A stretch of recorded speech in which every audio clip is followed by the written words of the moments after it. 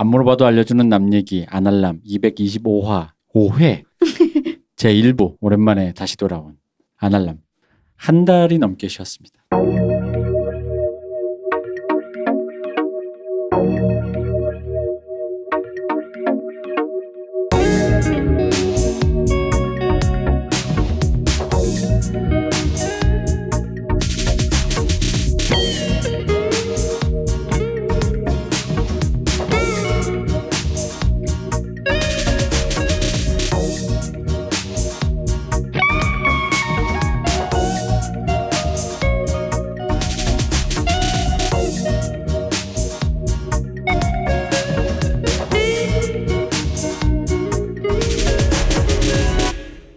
안녕하십니까 박 박사님. 네, 안녕하세요. 안녕하십니까 김 원장님. 안녕하세요. 네, 저희가 한 달 만에 한 달이 넘었죠. 한 달이 조금 넘습니다. 한 달 반? 6주? 김 원장님 뵙는 건 한 그 정도 된 것 같아요. 네, 한 달 반. 한 달 반 6주 정도 된 것 같습니다. 네. 그 사이에 김 원장님은 술이 닿는 것 같고 네, 영웅호걸이십니다. 네. 호방하게 소주 1병을. 호방하게 지금도 녹음하기 전에 이미 긴장을 풀겠다며 그런 거 얘기해도 되나요? 반잔 정도 이렇게 반주를 한 잠깐 하셨죠. 반잔 반병. 반병 와, 그죠. 진짜. 아주 그냥 호걸이 되셨어. 네. 자, 그래서 오늘은 우리가 원래 저번에 그 왜 5월에 이야기할 때 한 문학 얘기 한 주 정도 더 하고 또 나중에 또 언제 또 하고 또 이런 식으로 좀 하려고 그랬는데 시간이 어떻게 안 맞아가지고 이렇게 되었습니다. 어쨌든 제가 먹고 사는 집이 바빠서 이 녹음을 못 하게 된 점 기다리신 팬분들에게 죄송하다 말씀드리고, 일단 지난 5월 우리 이야기했던 방송을 듣고 누가 이렇게 트위터로 뭔가 약간 길게 남겨주셨는데 이 부분을 저희가 한번 또 이게 오랜만에 온 피드백인데 되게 좀 의미심장해서 한번 저희 앞으로 온 거니까 읽어보겠습니다. 5월 이야기 즐겁게 들었습니다. 분수대는 여전히 잘 나오고 전일 빌딩에는 헬기에서 쏜 기관포 자국을 테이핑해서 표시해 두었으며 구 도청의 메인 건물은 그대로는 아니지만 그 자리에는 서 있습니다. 이제 구 도청 앞은 쉬는 날이면 분수대 앞에서 보드 타는 동호인들이 하루 종일 연습하고 놉니다. 제가 중고등학교에 다닐 때 5월은 저한테 어떤 의무감 같은 것들로 기억되었던 것 같아요. 광주에 태어났는데 어떻게 민정당 손을 잡느냐. 광주 사람이니까 좀 더 진보적이어야 하고 좀 더 깨어 있어야 하고 시대의 아픔에 공감할 수 있어야 하고 5월은 엄숙한 시절이고 그저 밟기만 하면 안 되고 미안하고 안타깝고 국민 모두가 큰 빚을 졌지만 마땅한 랜드마크 하나 없고 그나마 생긴 컨벤션 센터는 동네 구석에 있고 구도청 자리에 대규모 전시관 지어준다는데 그건 또 5월 정신 훼손이라 결사반대해야 하고 축제랍시고 열리는 건 길이 1km도 안 되는 길의 노점 수준이고 번화가도 작은 나한테 뭘 준 적 없는 낙후된 도심이 유산처럼 물려진 의무감 같은 것들, 학생운동 나가고 시위 나가고 통합진보당 청년당원 모임 같은 것도 나가면서 접하는 수많은 충격적인 진실들 하며 오히려 영상물은 충격이 덜했어요. 초등학교 때부터 5월만 되면 학교에서 관련 영상을 틀어주니 그런 엄숙함이 진짜 지긋지긋했습니다. 그 엄숙한 표정 따라서 학생운동 한답시고 꼰질 4년 하고 나니까 더더욱 5월 정신 무너진다 어쩐다 했지만 지금도 5월 광주는 망월동 가는 길이 미어터지고 아시아 문화전당에선 사시사철 예술가들이 소수자와 민중에 대한 작품을 전시합니다. 여전히 낙후된 작은 도시 광주지만 부채감 좀 벗어놓으니 전보다는 훨씬 살만합니다. 서브웨이도 맛있고요. 5월에 대한 이야기가 훨씬 자유롭게 자연스럽게 나올 수 있었으면 좋겠어요. 살아보니까 그게 훨씬 편하더라고요. 라고 짧은 트위터를 연달아 이렇게 누가 우리에게 피드백을 보내주셨습니다. 이 어떤 이분도 감사합니다. 어떤 부채의식이라든가 그런 어떤 압박감 그런 것들에 이제 굉장히 시달리시다가 또 그런 것을 조금 내려놓으면서 또 근데 본인이 내려놓는 것도 있고 또 역사와 또 시간이 많이 지난 탓도 있고 시간이 또 해결해 준 것도 있죠. 우리 시공간이라는 게 또 그렇게 이제 해결해 준 것도 있으니까 어쨌든 이런 의견을 주셨다. 근데 그 몇 줄 안 되는 글이지만 너무 마음이 아프다. 얼마나 마음이 아프셨는지가 느껴져요. 네. 특히나 이분은 어쨌든 간에 그 공간에서 성장을 하신 분이니까 좀 그래서 더 그랬을 것 같아요. 그런데도 어쨌든 서브웨이가 맛있다. 라는 표현이 왜 가슴이 이렇게 아프냐. 아니 왜 가슴이 아프죠? 아니 오히려 왜냐면 되게 좋은 얘기 같아. 아니 그게 아니라 그동안 그냥 아무 생각 없이 먹을 수 있었던 것들을 의식적으로 밀어내는 삶을 살으셨으니까. 그렇죠. 부채감 그게 이제 삶을 짓누르는 뭔가가 있었던 그렇죠. 거니까. 네. 네. 그래서 서브웨이가 맛있고 마음고생 많이 하셨다. 네. 그래서 요런 피드백을 주셔서 감사히 잘 읽고 한번 소개를 해드리고 싶어서 읽어봤습니다.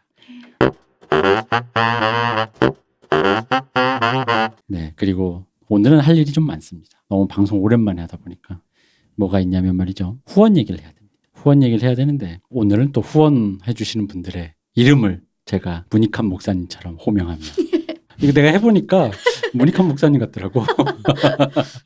엄숙하게. 일단 근데 첫 보내주신 분들부터 제가 그렇게 엄숙하게 할 수가 없어요. 자냐? 라고 보내주셨습니다. 감사합니다. 감사합니다. 전소연님께서 보내주셨습니다. 감사합니다. 감사합니다. 이 아이들 팬인 아이돌 그 전소연의 팬이신 분께서 꾸준히 보내주시고 계십니다. 전소연. 전소연 씨 본인일 가능성은 없죠. 전소연 씨 본인이면 영광이지. 그럼 이건 영광 정도가 아니죠. 네, 제가. 근데 자냐 이러면서 보내주신 거예요? 네. 네. 그러니까 닉네임이 자냐. 이렇게 이제 보내주시면서 이렇게 자기 이름 적잖아요. 보통은 자기 이름으로 가는데 저희 팬들은 이제 본인들을 이렇게 하신 이름을 쓰시기보다는 이제 이런 식으로 이제 보내주세요. 전소연님께서 보내주셨고 우리 또 이제 보내주셨던 분들 중에 자주 오시는 버드카페님 감사합니다. 그리고 지금은 안 계신데 우리 아직 이게 시온님이 관두시기 전에 온 거라서 시온님 커피 드세요. 제가 전해드리겠습니다. 시옷진리님께서도 보내주셨습니다. 감사합니다. 하찮은 귀님께서 보내주셨어요. 왜 하찮습니까? 아날람을 듣는다면 이미 당신은 하찮지 않습니다. 그리고 지읒 미음 지읒님 또 보내주셨습니다. 늘 보내주십니다. 이분은. 아유 감사합니다. 네, 드문재님. 네. 그리고 이걸 읽으면 내가 이게 얼마나 방송을 쉬었는지가 지금 이게 너무 나서 좀 민망하네요. 오늘은 어린이날 우리들 뭐 이렇게 쭉 쓰시려고 그랬나 봐. 어쨌든 열자다 보니까 네.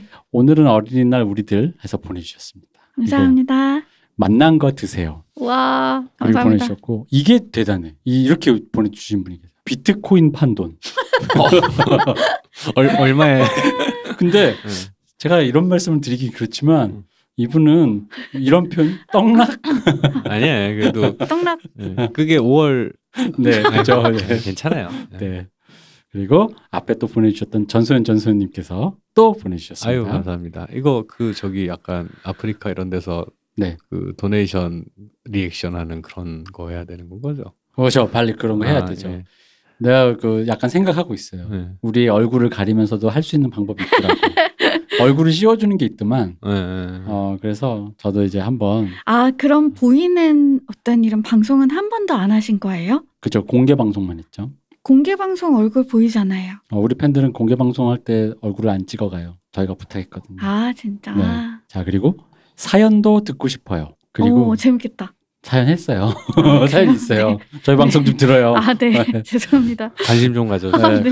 관심 좀. 네. 알겠습니다. 사연도 듣고 싶어요님 감사합니다. JM 월급날인데 이분이 저번부터 계속 월급날마다 꾸준히 이렇게 보내주시는데 너무너무 감사드립니다. 감사합니다. JM 월급날. 그리고 또 저를 위해서 항상 보내주시는 분이 계십니다.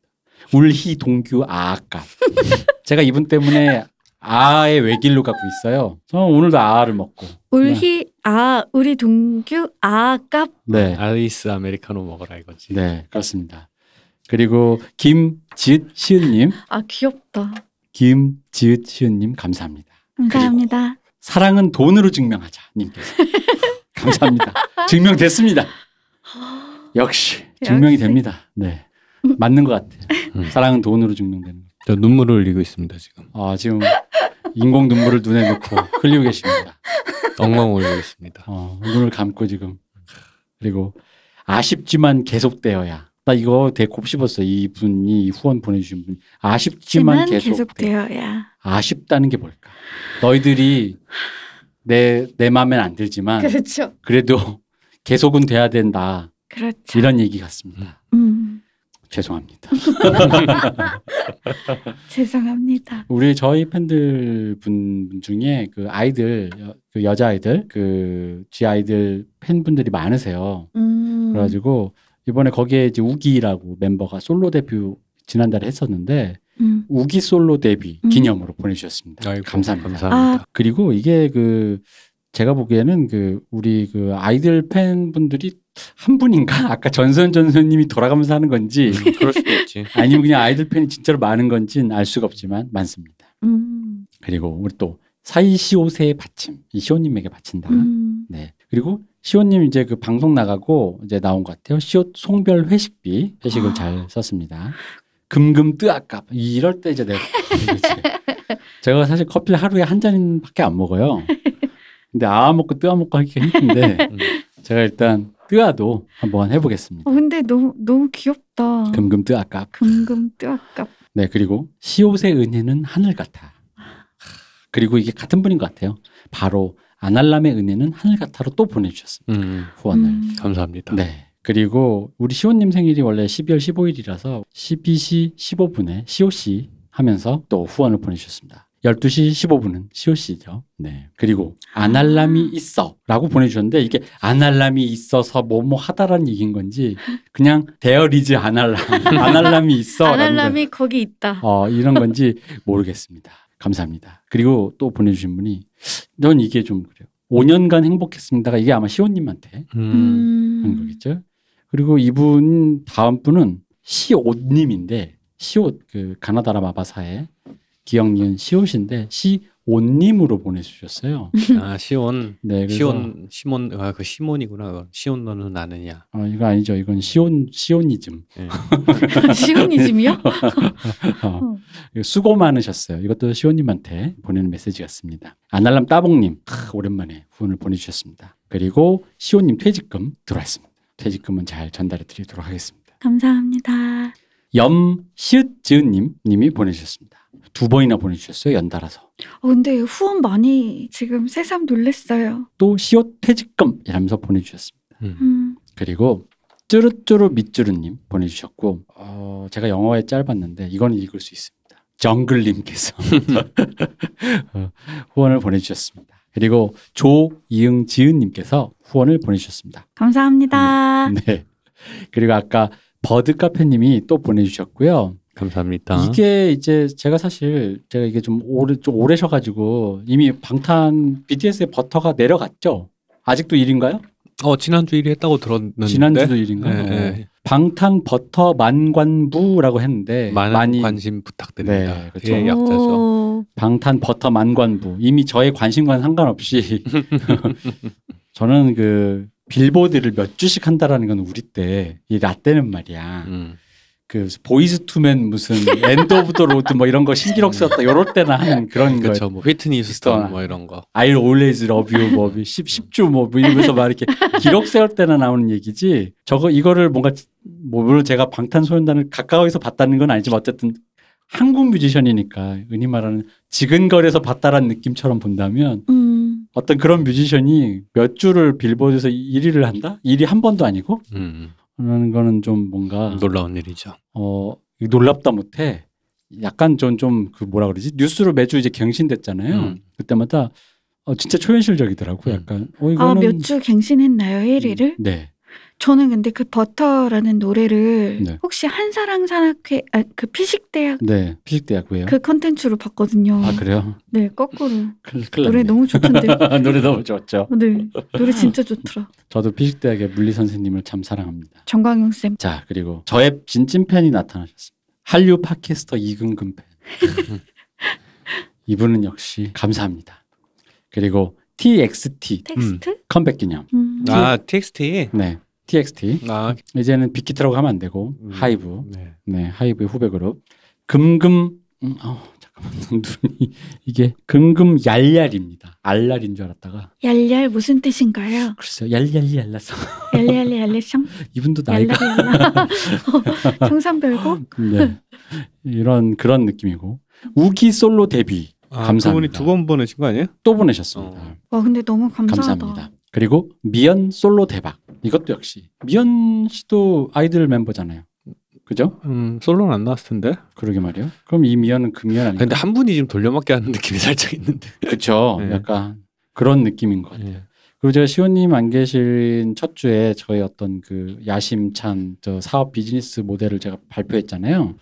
그 중에 그 여러 가지 모델 중에 애널 피라미드가 있는데 애널 피라미드 가입비로 많은 이렇게 가입비를 보내주신 분이 계셨습니다. 감사합니다. 예, 좀 기다려주세요. 그거 10배 될 겁니다. 곧 10배 됩니다. 애널 피라미드에서 제작한 옥장판 진짜 곧 애널 코인. 여러분들 애널 코인과 함께 뭐야 그게? 여러분의 방 안방으로 찾아갑니다. 네. 징그러. 뭐야? 네. 비난하고 있어. 비난해? 나를 비난해? 아니 애널. 이게 왜 애널인지는 아세요? 아니요. 이게 왜 애널이 됐냐면요. 네. 네. 우리 방송 듣는 일본 팬이 계세요. 우리 우리 이름을 아나를 일본말로 아나루가 돼요. 아나루가 애널이랑 똑같아요. 아 그렇구나. 네. 죄송합니다. 저희 밈입니다. 네. 그렇군요. 라붐 역주행 기원 시옷질리님께서 시옷질리님이 보내신 것 같아요. 그분이 라붐 팬이신가 봐. 네. 그리고 보스코님 감사합니다. 아날람 대박 응원님 감사합니다. 감사합니다. 그리고 BTS의 치인 날 이라면서 보내주셨습니다. 이 BTS에 치셨다는 걸 보니까 입덕한 거겠죠? 뭐 그렇죠. 보통 입덕을 했으니까 아니 원래도 팬인데 치였다라고 표현하진 않. 아니 뭐 그럴 수 있죠. 새삼 치였다 뭐 이럴 수도 있는. 아 그런가. 네. 그리고 폴문 좋아. 이건 문쌤님 좋다는 얘기인 것 같아요. 폴킴 우리 문쌤 폴문 좋아. 폴킴 쌤이 계시나요? 문쌤님이라고 있습니다. 폴킴 닮았어요. 진짜요? 네. 대박.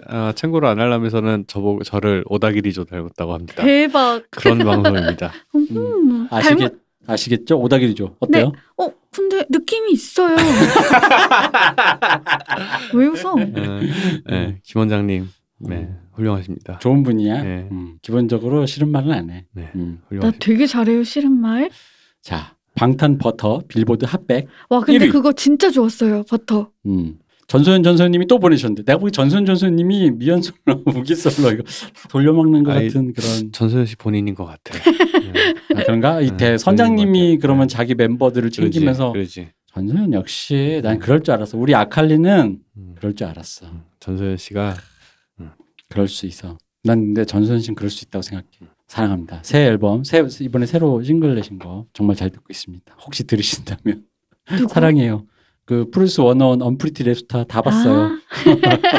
용구님께서 보내주셨습니다. 감사합니다. 감사합니다. 안알람팬이라고 보내주셨습니다. 감사합니다. 그리고 잘 듣고 있어요님 감사하고요. 또 이분이 보내주셨어요. 울희동규 아가.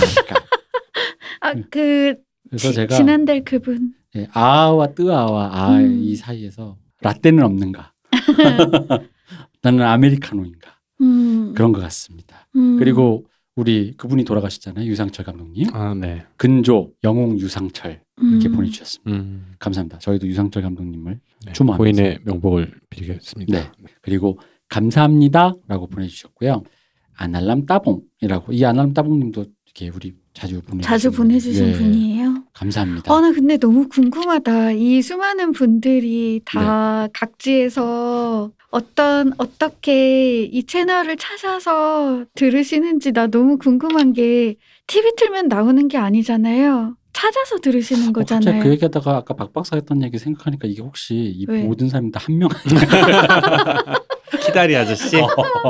한 번 해주면 내가 자만하고 그럴까봐 혹시 이렇게 교만하지 말라고. 교만하지 말라고. 모든 분이 한 분이었던 어떤 회장님의 어떤 큰 그림 뭐 이런 거 있잖아. 누군지 모르겠지만 감사합니다.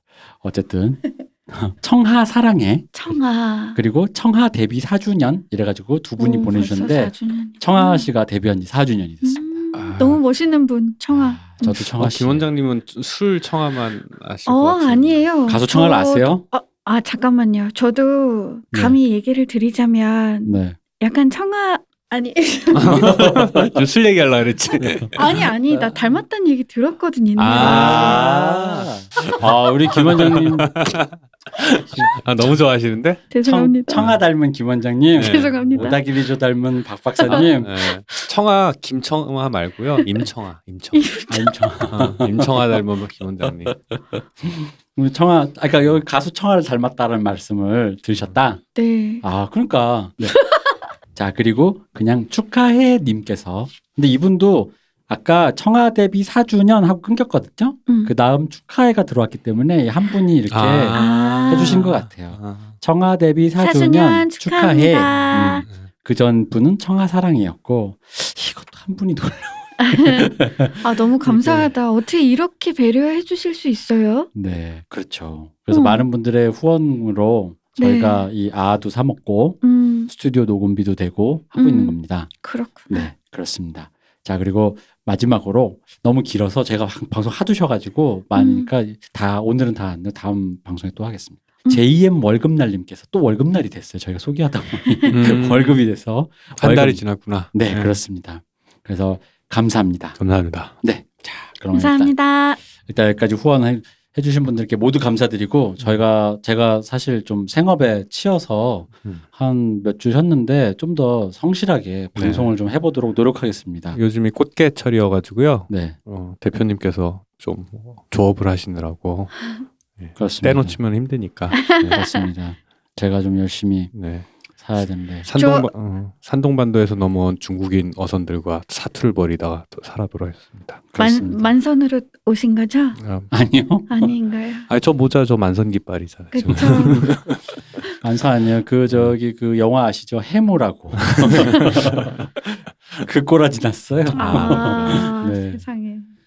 토막을 내고 오셨군요. 네, 그렇습니다. 오늘은 일단 우리가 뭘 할까 하다가 오늘 원래 사실 한국문학에 대해서 좀 쭉 얘기를 하는 어떤 자리를 하려고 했는데 한국문학의 어떤 그 여명기에서부터 우리가 좀 얘기를 해보자. 그렇다고 뭐 이제 황조가 이런 거 할 건 아니고 상고시대부터 네, 그런 건 아니고 거부가 옛날 이제 한국문학이 현대문학이 됐던 그 시절 이제 한 일제강점기가 이제 사실 그때죠. 그때부터 이제 우리가 좀 얘기를 좀 조금 천천히 한두 편씩 이게 왜 하냐면 두 가지 목적이 있어요.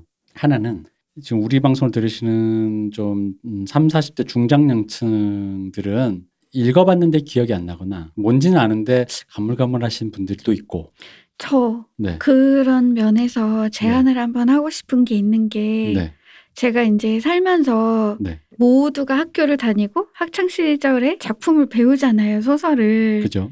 근데 그 수많은 작품 중에 그 기억에 아주 오래 남고 성인이 되고 나이가 들어도 기억에 남는 것들이 공통적으로 있더라고요. 공통적인 대표작이? 대표작이. 그래서 그것들이 남기는 여운이 뭔지 궁금하기도 하고 그것들을 모아서 같이 얘기하는 자리가 있었으면 좋겠는데. 네, 그럼 뭐 많은 피드백 부탁드리겠습니다. 기억나시는 거. 기억나는 거. 근데 제가 여쭤보면은 공통적으로 얘기하시는 게 그 김유정의 동백꽃. 기억나시나요? 전 오히려 봄봄인데. 봄봄. 네. 교과서마다 조금 달랐죠. 봄봄의 내용보다도 내용도 내용이지만 제가 그걸 읽으면서 그렇게 깔깔깔거렸던 그게 기억이 나요. 너무 재밌게 읽으셨구나. 중학생 때. 벌렁 이런 그런 표현도 재밌었고 벌렁 쳤더니 익살 맞은 표현에 맞아요. 그런 까르르르 막 중학생 때 막 이게 왜 이렇게 웃긴지 그 표현 문장 하나를 다 이렇게 막 이렇게 당시 또 담임 선생님 국어 선생님이셔가지고 뭐 약간 그랬던 기억인데 어쨌든 저희가 20년대 약간 그부터 이제 한국 현대문학 한번 해보려고 하고요. 오늘은 그 첫 시간으로서 일단 김동인의 광화사와 그리고 이제 곁가지로 이제 김동인과 김동인의 작품들 뭐 감자라든가 발가락이 닮았다든가 이런 것들을 한번 해보겠습니다.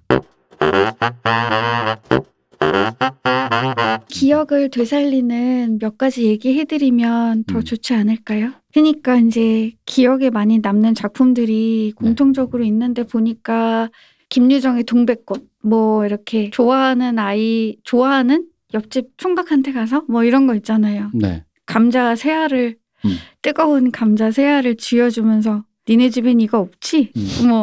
니네 아버지 고잘하지? 뭐 이런 거. 그리고 이제 닭싸움 붙이고 관심 끌기 위해서 아마 그 동백꽃의 내용은 거의 다 기억하실 거라고 생각이 들고 그 다음에 이제 저희가 문학책을 펴면 가장 처음에 보이는 작품이 구지가인데 그 구지가 내용이 거부가 머리를 내어라 내어놓지 않으면 구워 먹으리 맞죠? 이거 거의 다 기억하실 것 같고.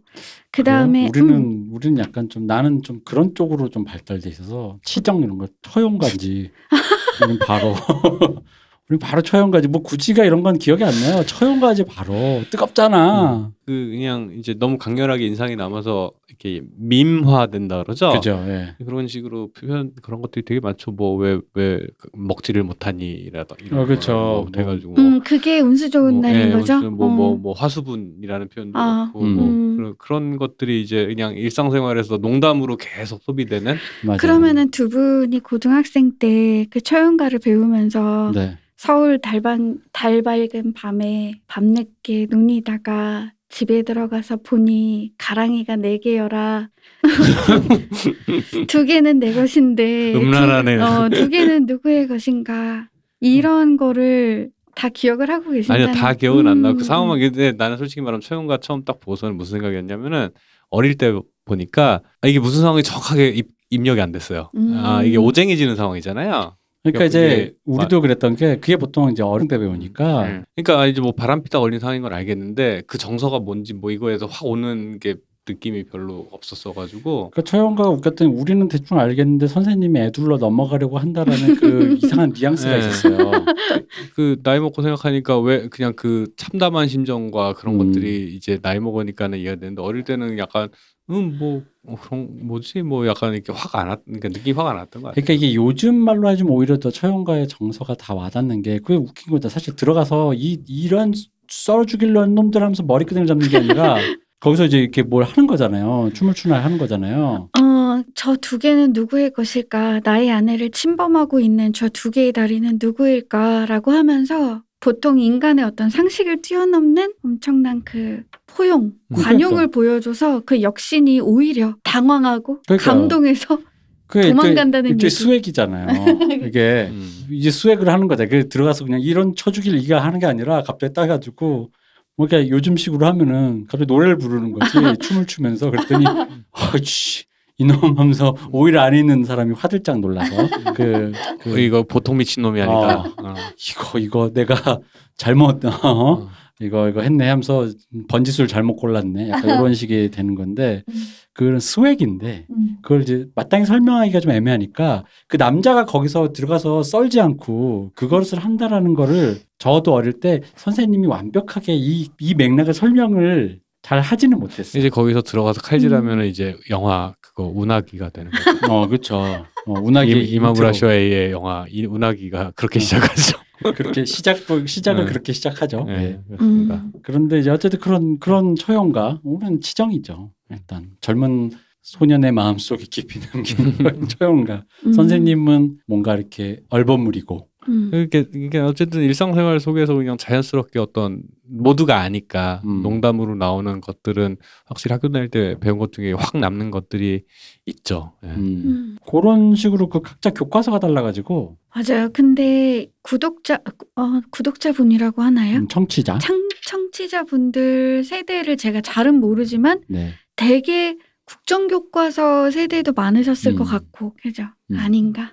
근데 가장 많이 기억하시는 게 운수 좋은 날이 맞는 것 같아요. 난 그것도 궁금해요. 왜 그렇게 강렬하게 각인이 되는 서사인지, 대화들인지. 아까 우리가 찾은 거 있잖아요. 네? 그런 문학을 가리키는 장르. 아까 우리 박 박사님이 조사하시다가. 뭔데? 아니, 표현을 빈곤문학. 빈곤문학이라는 표현이 있더라고요. 빈국문학. 빈국문학. 빈국문학. 그래가지고 듣자마자 그러니까 래퍼가 랩을 했더니 슬픈 현실을 얘기했더니 운수 좋은 날이란 랩을 했는데 거지랩 뭐 이렇게 가난 랩. 뭐 이렇게 표현하는 거 뭐 이게 문학 장르가 뭐 이래 약간 재난 지원 문학. 약간 그런 약간 웃기잖아. 그래서 야 그게 진짜 공식적으로 있는 이름이야? 그랬더니 있다고. 그러니까 이게 가난, 절대적인 가난. 진짜 삶을 이제 물리적으로 고통스럽게 해서 사람을 망가지게 만드는 그 절대적인 가난이라는 게 이제 구한말부터 사실은 70년대까지도 그쵸? 계속 이어졌었잖아요.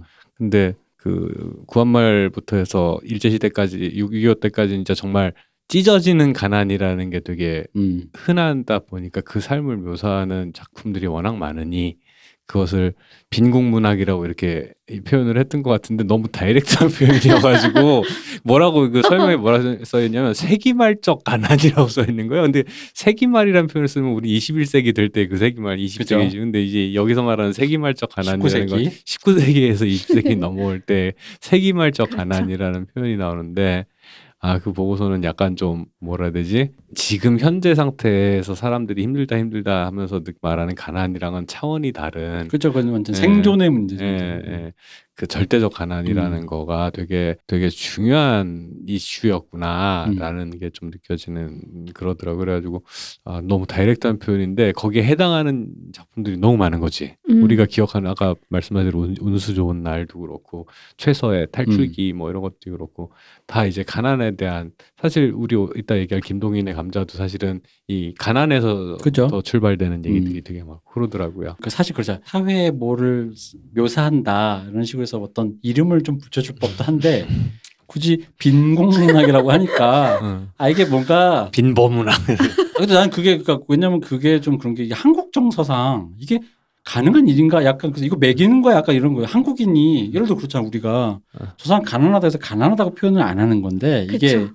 문학적으로 자기가 이거를 뭐 이거 하신 어떤 학자분이 분류를 하다가 그렇게 해서 그런 걸 묘사했다라는 걸 사회를 묘사했다 해서 무슨 사회 묘사 뭐 무슨 묘사 문학 이럴 수 있는데 그게 아니라 대놓고 그 안에 소재인 가난을 해서 빈국문학을 했다라는 거는 약간 이게 건조한 표현이 난 최대한 건조한 표현이겠거니라고 생각하지만 의심이 가는 거야. 근데 빈국문학이라는 말을 먹고 생각을 해보니까 가만히 생각해보니까 그 무렵의 대표적인 작품들이 다 보면 맞지. 되게 큰 흐름을 차지하고 있었던 것 같아요. 확실히. 근데 나는 그런 거예요. 그러니까 내가 김동인인데 내 쓴 글 보고 빈국문학 하면은 놀려? 난 그랬을 것 같거든. 모욕적이다 이랬을 것 같거든. 근데 뭐 창작자 입장이랑 평론가 입장은 또 다른 비평가 입장은 다르니까. 근데 부자문학 뭐 이럴 수. 그것도 웃기죠. 부자문학. 이게 빈국문학. 근데 이게 웃긴 거 예를 들어 프롤레타리아 문학은 물론 그 외래어기도 해서 조금 좀 의미상을 넘어가는 것도 있지만 노동문학 흔히 말하는 이럴 수 있는 건데 노동문학도 노동자의 참담한 시를 하는 건데 노동문학 보고 빈곤 노동문학 뭐 이럴 수 이거 웃기잖아요. 그러니까 그런 되게 이게 단어가 약간 의도가 드라이한 게 아닌 것 같은 그런 의심이 자꾸 드는 거야. 근데 그 드라이한 게 아닌 것 같다라는 느낌 자체가 지금 현재의 관점인 거죠. 그때 당시에. 근데 한편으로는 내가 학자면 비평가 입장에서 뭐 이렇게 단어 징글징글하네 참이라는 생각을 하면서 빈국문학 이렇게 태그를 다는 거지. 빈국문학. 그래서 약간 그런 방금 말씀하신 것처럼 책상 물림에서 나온 것 같은 어떤 해석적인 맞아요. 느낌도 좀 있는 거야. 그러니까 그런 방금 말씀하신 내가 이걸 이제 쭉 사료를 놓고 책상에서 하다 보니 이 시대는 정말 가난했고 소재가 다 가난이야. 그렇지. 가난 그리고 문학. 정말 빈곤을 겪었던 사람들은 실제로는 그 대상에서 지워져 있고 철저하게 그냥 대상으로서의 가난. 그러니까 그래서 어느 학자님이 거지 소설 이렇게 썼다. 약간 이런 그러니까 본인이 이게 욕인 줄 모르고 썼다라는 약간 괜히 그런 의심을 한번 해봤습니다. 물론 그러진 않겠죠. 네. 근데 요즘에는 그래도 왜 가난이라는 말, 그 다음에 정말 가난한 사람들은 저희가 숨기고 그렇잖아요, 그렇죠? 그걸 드러내서 숨긴다기보단 지워지죠. 그렇죠, 타이에 의해서 오히려 더 그리고 지워지죠. 이제 가난이라는 게 티가 안 나는 세계상이 됐다 보니까 그러다 보니까 박 박사님이 그 빈국문학이라는 그 워딩에 대해서 충격을 받으신 것 같더라고요. 나만 얘만 그 확실히 이제 좀 다른 게 요즘에는 어쨌든 일정 정도 수입 안에서는 다들 유니클로 입고 이제 사실은 가난하게 티가 나는 제일 많이 티가 나는 게 입성이랑 먹는 거잖아요. 그죠. 근데 요즘엔 뭐 기본적으로 웬만큼 그냥 사는 사람도 그러니까 엄청 잘 사는 웬만큼 사는 사람도 급하면 다 편의점 도시락 먹고 뭐 맥도날드 햄버거 먹고 그리고 저기 뭐 유니클로도 또 비싸다고 요즘엔 뭐 탑10이나 이런 스파 브랜드 가서 그냥 입고 하니까 가난이라는 게 공산품들이 워낙 많이 싸게 나오니까 티가 안 나는 세상이 돼서 요즘 세대의 가난은 의식주에서 보다는 이 문화적인 그렇죠.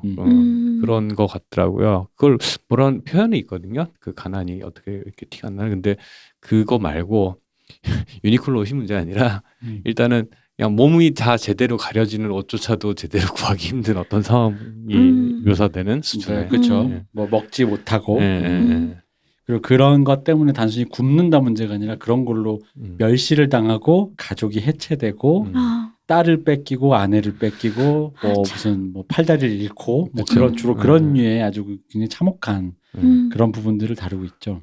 그래서 어쨌든 약간 뭐 얘기가 샜습니다만 빈국문학 때문에 우리가 좀 충격을 받았어요. 그 단어 때문에. 왜냐면 그 당시에 이제 가리키는 문학이 이제 막 이념들이라든가 그때 막 이제 한국 문학이 막 피어날 때다 보니까 이 외국에서 이제 켜켜이 쌓여온 게 한 번에 이제 막 한국에서 그거에 영향을 받은 게 폭발하다 보니까 예를 들어 이런 거 여기 이런 사조에도 해당할 수 있지만 또 요렇게 보면 또 요렇게도 볼 수 있는 식으로 해서 뭔가 이런 경향 저런 뭐 무슨 사조 뭐 어때 이런 게 좀 섞여 있어요. 그래서 이제 그 시절에 우리가 용어를 좀 뭐가 있나 하고 찾아보다가 빈국문학이라는 엄청난 충격적인. 그러니까 보통은 그런 이념이나 뭐 리얼리즘이나 뭐 이런 어떤 이념이나 어떤 창작자의 태도나 그죠. 뭐 그런 게 보통 그렇게 하는데 갑자기 빈궁이라니 이건 너무 이 빈궁이라는 단어가 제가 어느 정도 충격 수준이었냐면 이건 거의 그 쇼미더머니에서 나왔던 짬에서 나오는 바이브라는 그 단어를 제가 처음 들었을 때 느꼈던 그 충격만큼이나. 그래서 저는 집에 가서 웹소설 중에 재난지원 문학에 해당하는 게 몇 개나 있나 한번 찾아볼 수 있어요. 네, 그렇죠. 근데 방금 짬에서 나오는 바이브 얘기하셨잖아요. 네. 오늘 얘기하실 최사회라는 작가가 정말 그쵸. 그 빈궁에 대한 짬 그 자체죠. 그 자체로 글을 쓴 작가인 거죠.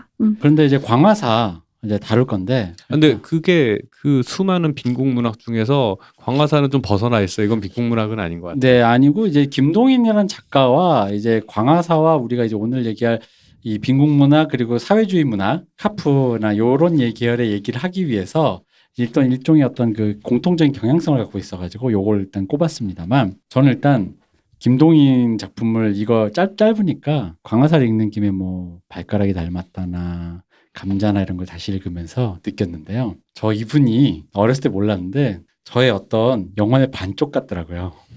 못됐더라고. 누구요? 김동인 작가가? 예. 그 어떤 저 특히 발가락이 닮았다를 다시 읽었는데 얼마나 웃으면서 읽었는지 몰라. 이게 나 약간 예술 소설의 형식으로 빌린 악담 그 자체야. 그래가지고 못됐다. 근데 그게 내 마음에 너무 쏙 들어서 제 안에 그 아기를 충족시켜줬다 할까요?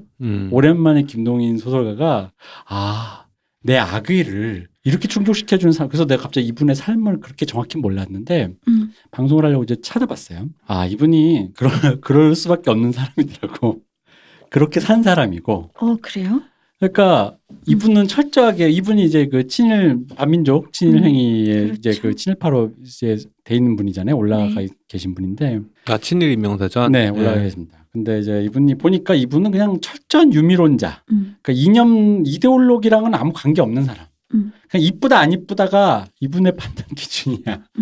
이뻐서 정합이 되고 안 이뻐서 정합이 안 맞는다지. 이념과는 약간 소외되셨더라고. 그게 왜 그러냐 했더니 부잣집 아들이고 그래서 부잣집 아들인데 집이 기우니까 집이 기울면은 근데 원래 그 습속 만석군의 아들일 때 이 습속을 버릴 수는 없잖아요. 그렇죠. 그럼 이제 혹시 돈 되는 거 없어? 이제 이런 식으로 그냥 그럼 그게 친일이든 이분이 평소에 쓰시는 글이나 행동거지나 그런 걸 봤을 때 그냥 이렇게 이념과는 별 상관없고 그냥 유미주의자 탐미적인 사람으로 살았고 그러니까 보는 눈이 좋고 미감이 높고 좋은 거 맛있는 거 이쁜 거 보고 그러고 살다가 집이 가난하고 그래가지고 이제 다른 사람들은 척지고 그러니까 내가 왜냐면 다른 사람 글 쓴 게 마음에 안 든 거지 자기 기준이 안 맞는 거지 그럼 이제 바로 디스하고 저는 그 루머가 제일 웃겼습니다. 발가락이 닮았다라는 말은 염산섭의 소설을 디스하기 위해서였다라는 루머가 있다라는 게 웃겼어요. 정말? 네. 무슨 얘기인가요? 염상섭의 표본실의 청개구리가 에밀 졸라의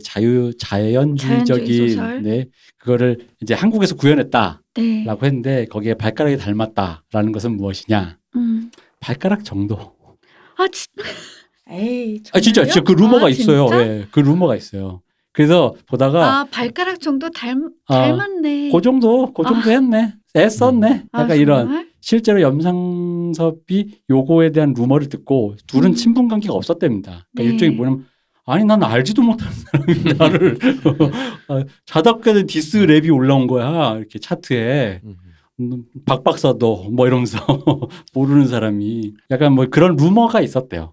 실제로인지 아닌지는 모르겠으나 그리고 또 다른 루머로는 그 왜 표본실의 청개구리에 나오는 그 이상한 사람 그 약간 광인이 무슨 김억 씨인가 그 시인을 모델로 했다고 해가지고 김억 그 모델로 김억이 억울해서 김동인을 써달라는 자기를 대신해서 대필로 디스해달라고 했다라는 루머도 있고. 진짜요? 혹은 표본실의 청개구리 났던 그 광인이 김동인이라는 모델이 있어서 김동인이 빡쳐서 디스를 했다라는 루머도 있고. 어쨌든 이런 루머가 있습니다. 근데 표본실 청개구리를 제가 다시 막 빨리 훑어보니까 김억은 잘 모르겠고 김동인 유사한 것 같긴 해. 진짜요? 부잣집의 아들인데 이게 가세가 기울어서 근데 그걸 좀 더 악의적으로 해. 감옥에 갔다 왔더니 아내는 몸을 팔고 막 약간 좀 이렇게 듣기에 되게 살짝 그렇죠. 나라고 만약에 했으면 좀 열받을. 하여튼 뭐 그런 어떤 뭐라 그러죠 그때 옛날 우리 한창 디스전 할 때 그 이제 컨트롤 비트 같은 그런 약간 뭐 루머가 있더라고요. 이게 이제 거의 100년 된 얘기니까 뭐 이거 있을 수 있는 일이죠. 진위를 따지긴 뭐하겠으나 그 당시 어쨌든 그 뭐 이렇게 하면 뭐죠 문학계라는 것도 해봤자 되게 한 줌에 되게 그거는 지금도 뭐 좁은 판이니까 충분히 그런 설왕설래 그리고 예술하는 사람들이 얼마나 질투가 많습니까? 맞습니다. 네, 그러니 뭐 이러쿵저러쿵 했는데 마치 사람들이 막 염상섭 띄워주면서 와 이거 거의 이제 한국의 에밀 졸라 아니야 그랬을 때 얼마나 배알이 뒤틀렸겠어요. 그러니까 의미심장하게 그래서 컨트롤 비트 얘기하신 거구나. 저격한 소설일 수도 있겠다라는 거죠. 네. 그런 루머가 있었대요. 그래서 근데 뭐 그럴 수 있을 것 같아요. 나 막 술자리 갔는데 이봐 자네 표본실 청개구리 봤나? 이젠 한국에 에밀 졸라가 나왔어. 뭔데 내가 한번 읽어보지.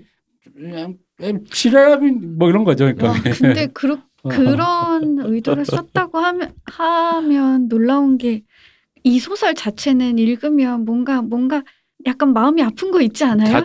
자조적인 느낌이 더 강했던 것 같아요. 좀 마음이 아픈데. 어떤 소설? 발가락이 닮았다요? 김동인의 모든 소설. 아니 난 아닌데. 가슴 아파. 저는 발가락이 닮았다가 왜냐면 화자가 그 의사잖아요. 의사가 말해줄까 말까 이거 미련아 아쉬운데 하는데 그 모든 것이 좀 약간 하여간 저는 그 안에 어떤 저같이 못된 사람만이 느낄 수 있는 못됐다 진짜. 악담의 그 어떤 그 기운을 느꼈다는 거지 내가. 이 사람 그래서 제가 김동인의 다른 걸 또 읽었는데 감자를 그래서 다시 읽었더니 이 사람이 기본적으로 좀 나랑 코어가 같다. 약간. 발가락이 닮았다라는 소설의 그 줄거리를 살짝 얘기해 주셔야 되는 거 아닌가요? 네, 뭐 발가락이 닮았다는 그냥 어떤 의사가 자기에게 찾아오는 친구이자 환자였던 사람에 대한 얘기를 이제 묘사를 하는 건데 그 사람이 가난하지만 성욕이 들끓어서 버는 족족 근데 이제 가난하기 때문에 정상적인 교제라든가 이런 걸로 여성을 사귈 수가 없다 보니 돈을 버는 족족 매춘을 했는데 매춘을 너무 성욕이 끓는 사람이라 매춘을 하다 보니 5만 가지 성병이 걸려서 이 주인공 화자의 의사에게 치료를 받았다 보니까 이 사람이 생식 능력이 없을 것 같다라는 거예요. 그동안 성병이 걸린 수많은 것들을 보아하니. 불임이다. 네, 불임이다. 근데 어쩌다 보니 결혼을 한다 그랬는데 자기한테 와서 혹시 내가 생식 능력이 있는지 임신을 가능한 그런 정자가 생성이 되는 것인지를 테스트를 해달라고 했는데 자기가 보기엔 테스트를 안 해도 불보듯 뻔한 일일 것 같아서 이 의사도 차일피일 미루는데 어느 날 갑자기 이 사람이 찾아와서 테스트를 해봤고 저는 아직 생식 능력이 살아있고 이 애가 임신했다는 걸 딱 말하는 걸 보는데 화자 입장에서는 이 사람 눈빛에 거짓이 있다. 아까 정신승리했구나. 테스트를 안 했구나. 안 했지만 자기도 의심하는데 정신승리했구나 하더니 아기를 데리고 와서 나중에 나랑 닮았다. 나랑 닮았냐. 어거지로 뭐 했더니 발가락이 닮았다는 말을 하는데 얼마나 닮은 데를 찾으려고 했으면 발가락까지 저리 쳐다봤겠노. 근데 그 관점으로 보면은 진짜 모욕적인 악담이죠? 알레고리 안에 있는 거. 이게 이제 불임이라는 말이라는 거 자체가 이제 창작자한테는 그 창작 능력이 없다 너한테는 이라는 얘기인 거고. 에밀 졸라 우라카이다. 그런 메타포일 수도 있다. 네. 와, 아니, 그러니까 그런 루머가 있는 거죠. 생각해보는 말인데. 굉장히 근데 그게 나는 사실 어릴 때 읽을 때는 되게 자조적이라고 생각을 했거든요. 네. 그러니까 사실은 뭐야? 내가 더 이상 뭔가 좋은 걸 내놓을 수 없다라는 걸 스스로 이제 불임에 표현하는 빗대는 경우는 워낙 많으니까. 그래서 창작자로서 좀 자조적인 느낌으로 쓴 거 아닌가라는 그런 뉘앙스로 사실 어릴 땐 느꼈고, 근데 지금 그런 관점으로 본다면은 그 만약에 이제 이건 디스다라고 했을 때는 정말 폭언이죠. 근데 왜냐면 또 왜 그랬냐면 어릴 때는 제가 기억을 잘못하고 있었어요. 기막히다. 네. 왜냐면은 발가락에 닮았다를 그 화자가 의사가 아니라 그 생식 능력이 없는 그 사람으로 그 사람이 주인공이라고 느꼈거든요.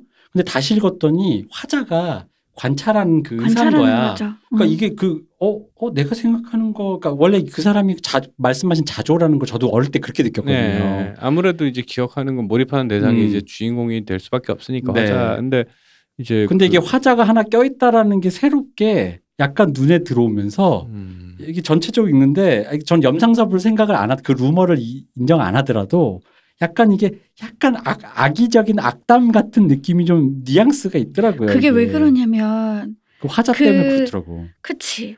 그 자기 아내가 다른 남자하고 관계를 해서 낳은 아이를 안고 자기 친구를 절박하게 찾아가서 이보게 막 이러면서 절박하게 구하는 거잖아요. 그죠. 동의를. 근데 그 비참한 감정을 다 배제를 하고 너무 담담하게 쓴 이 결말이 난 좋아서 좋아했던 건데 오늘 이 두 분의 얘기를 들으니까 너무 충격적. 저는 동의하잖아요. 그냥 그럴 수도 있겠다라는 거지. 근데 이거 봐봐요. 이놈의 발가락 보게 꼭 내 발가락 아닌가? 닮았거든. 점점점 하는데 그 뒤에 뭐라고 써있냐면 M은 열심으로 찬성을 구하는 듯이 내 얼굴을 간절히 바라보았습니다. 얼마나 닮은 곳을 찾아봤기에 발가락 닮은 것을 찾아냈겠습니까? 나는 M의 마음과 노력에 눈물겨워졌습니다. 이런 대목이 웃기죠.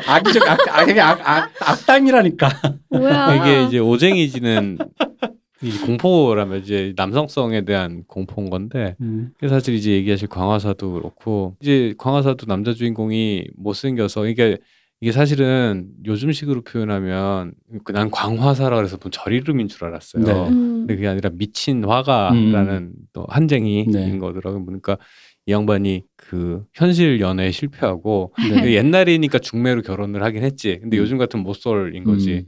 현실 연애에 실패하고 2D에 전착을 하다가 그렇죠. 2D 여친 오타쿠인 거지. 2D 여친 완벽한 2D 여친을 만들어서 현실 여친을 갖고 있는 너희들의 삶을 비웃어 주겠다라는 목표를 갖고 있는. 그러니까 이게 잠깐 스토리를 설명해 주면 오늘 이제 메인 얘기가 될 이제 광화사는 이런 얘기입니다. 그러니까 주인공이 화가인데 못생겼어요. 너무 못생긴데 못생겼다가 아니라 일종의 그러니까 우리 외국 영화 뭐죠? 그 엘레펀트맨처럼 좀 많이 흉한 얼굴인가 봐.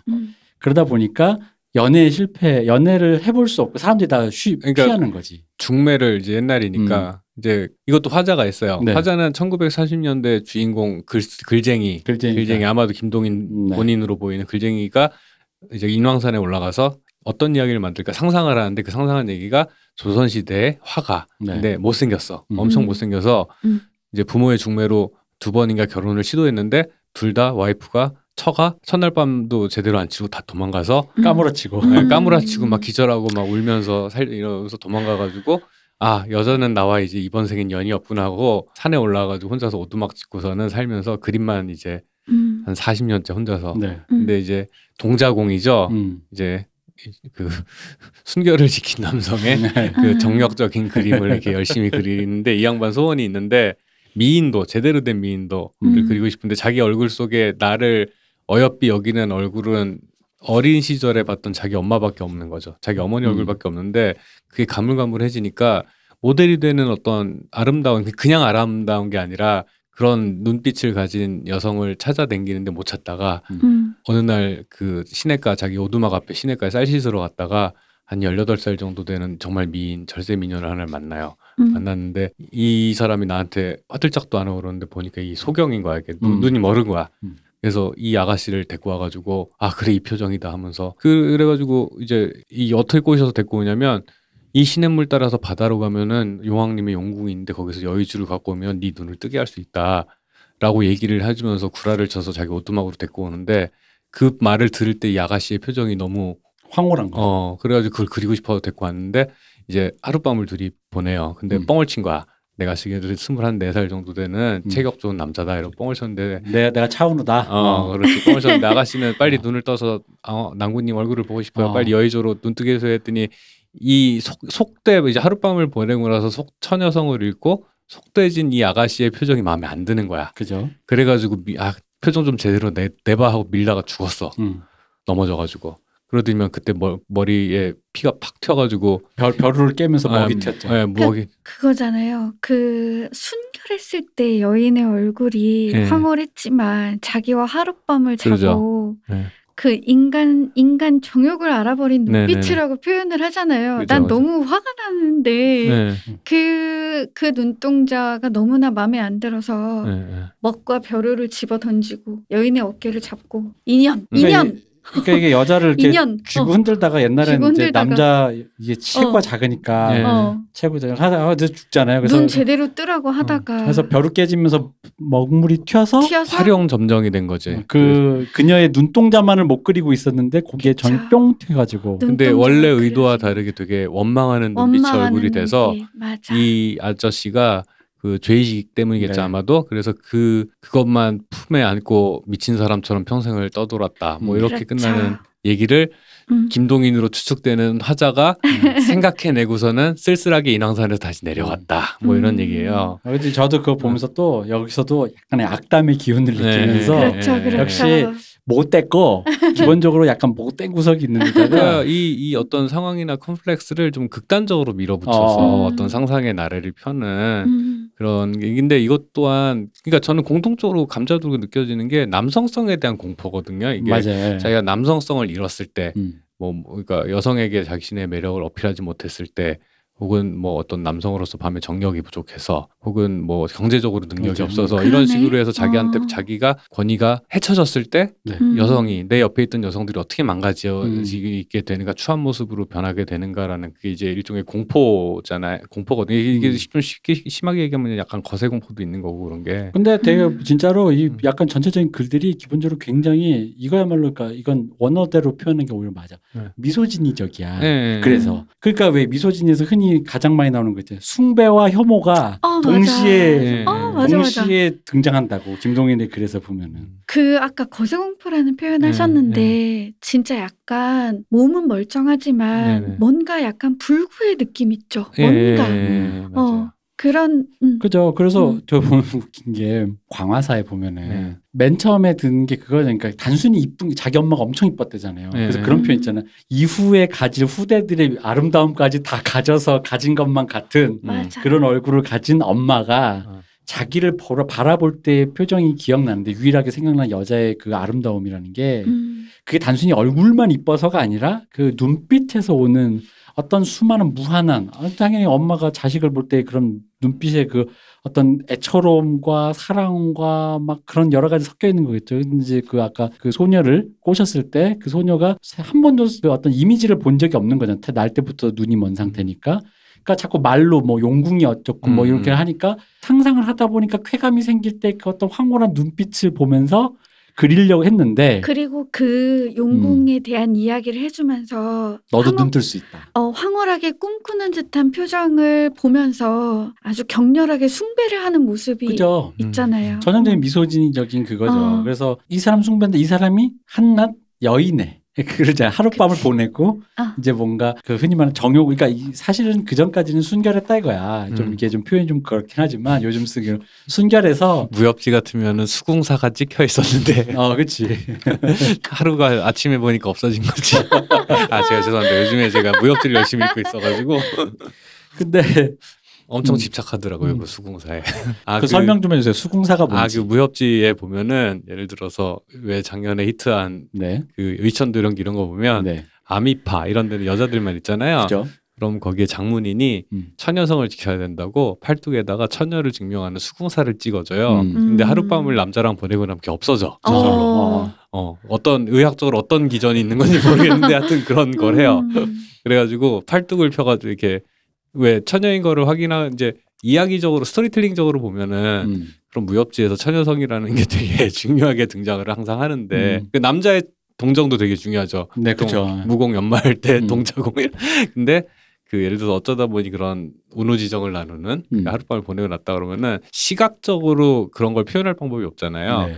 근데 그러다 보니까 이제 무협지에 보면 그걸 시각적으로 표현을 해서 왜 확인하기 편하잖아. 이 사람이 처녀인가 아닌가를 예를 들어서 멸절사태가 네. 자기 밑에 수하의 제자들이 남자 부정한 짓을 저질렀는지 아닌지 확인할 때 가장 편한 게 뭐겠어요.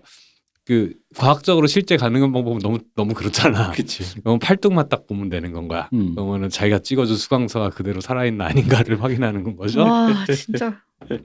아니 무협지의 세계니까. 그런가요? 네, 무협지의 세계. 그래서 어쨌든 그녀의 그녀의 그 어떤 상상에 막 나래를 펼치는 그 눈빛이 굉장히 그러니까 어떤 이 세상에 없는 것을 상상하다 보니까 굉장히 아름다운 눈빛이 되어 갔는데 그건 모르겠고 어젯밤에 우리 운우지정 나눴더니 되게 좋더라잉 하는 나 눈빛이. 잠깐 여기서 네. 궁금한 게 나는 운우지정이라는 표현을 그것도 역시 무협지에서 많이 쓰죠. 정말 나 어렸을 때 이모집에서 몰래 보던 책에서 봤고 나중에 이제 문학 공부하면서 배운 건데 두 분은 어떻게 하시는 거예요? 도대체? 많이 쓰잖아요. 이것도 많이 쓰나요? 밈으로 쓰잖아요. 밈으로. 네, 무협지에서 많이 나오다 보니까. 그러니까 이것도 우리 나이대에서나 많이 쓰지 밑으로 내려가면 안 쓰죠. 그리고 운우지정, 운우지락이라는 표현을 우리가 이제 고전 소설 학생들이랑 배울 때 뭐 이를테면 귀신으로 돌아온 나의 연인과 3년간 두문불출하면서 집안의 대소사에도 출입을 하지 않고 둘만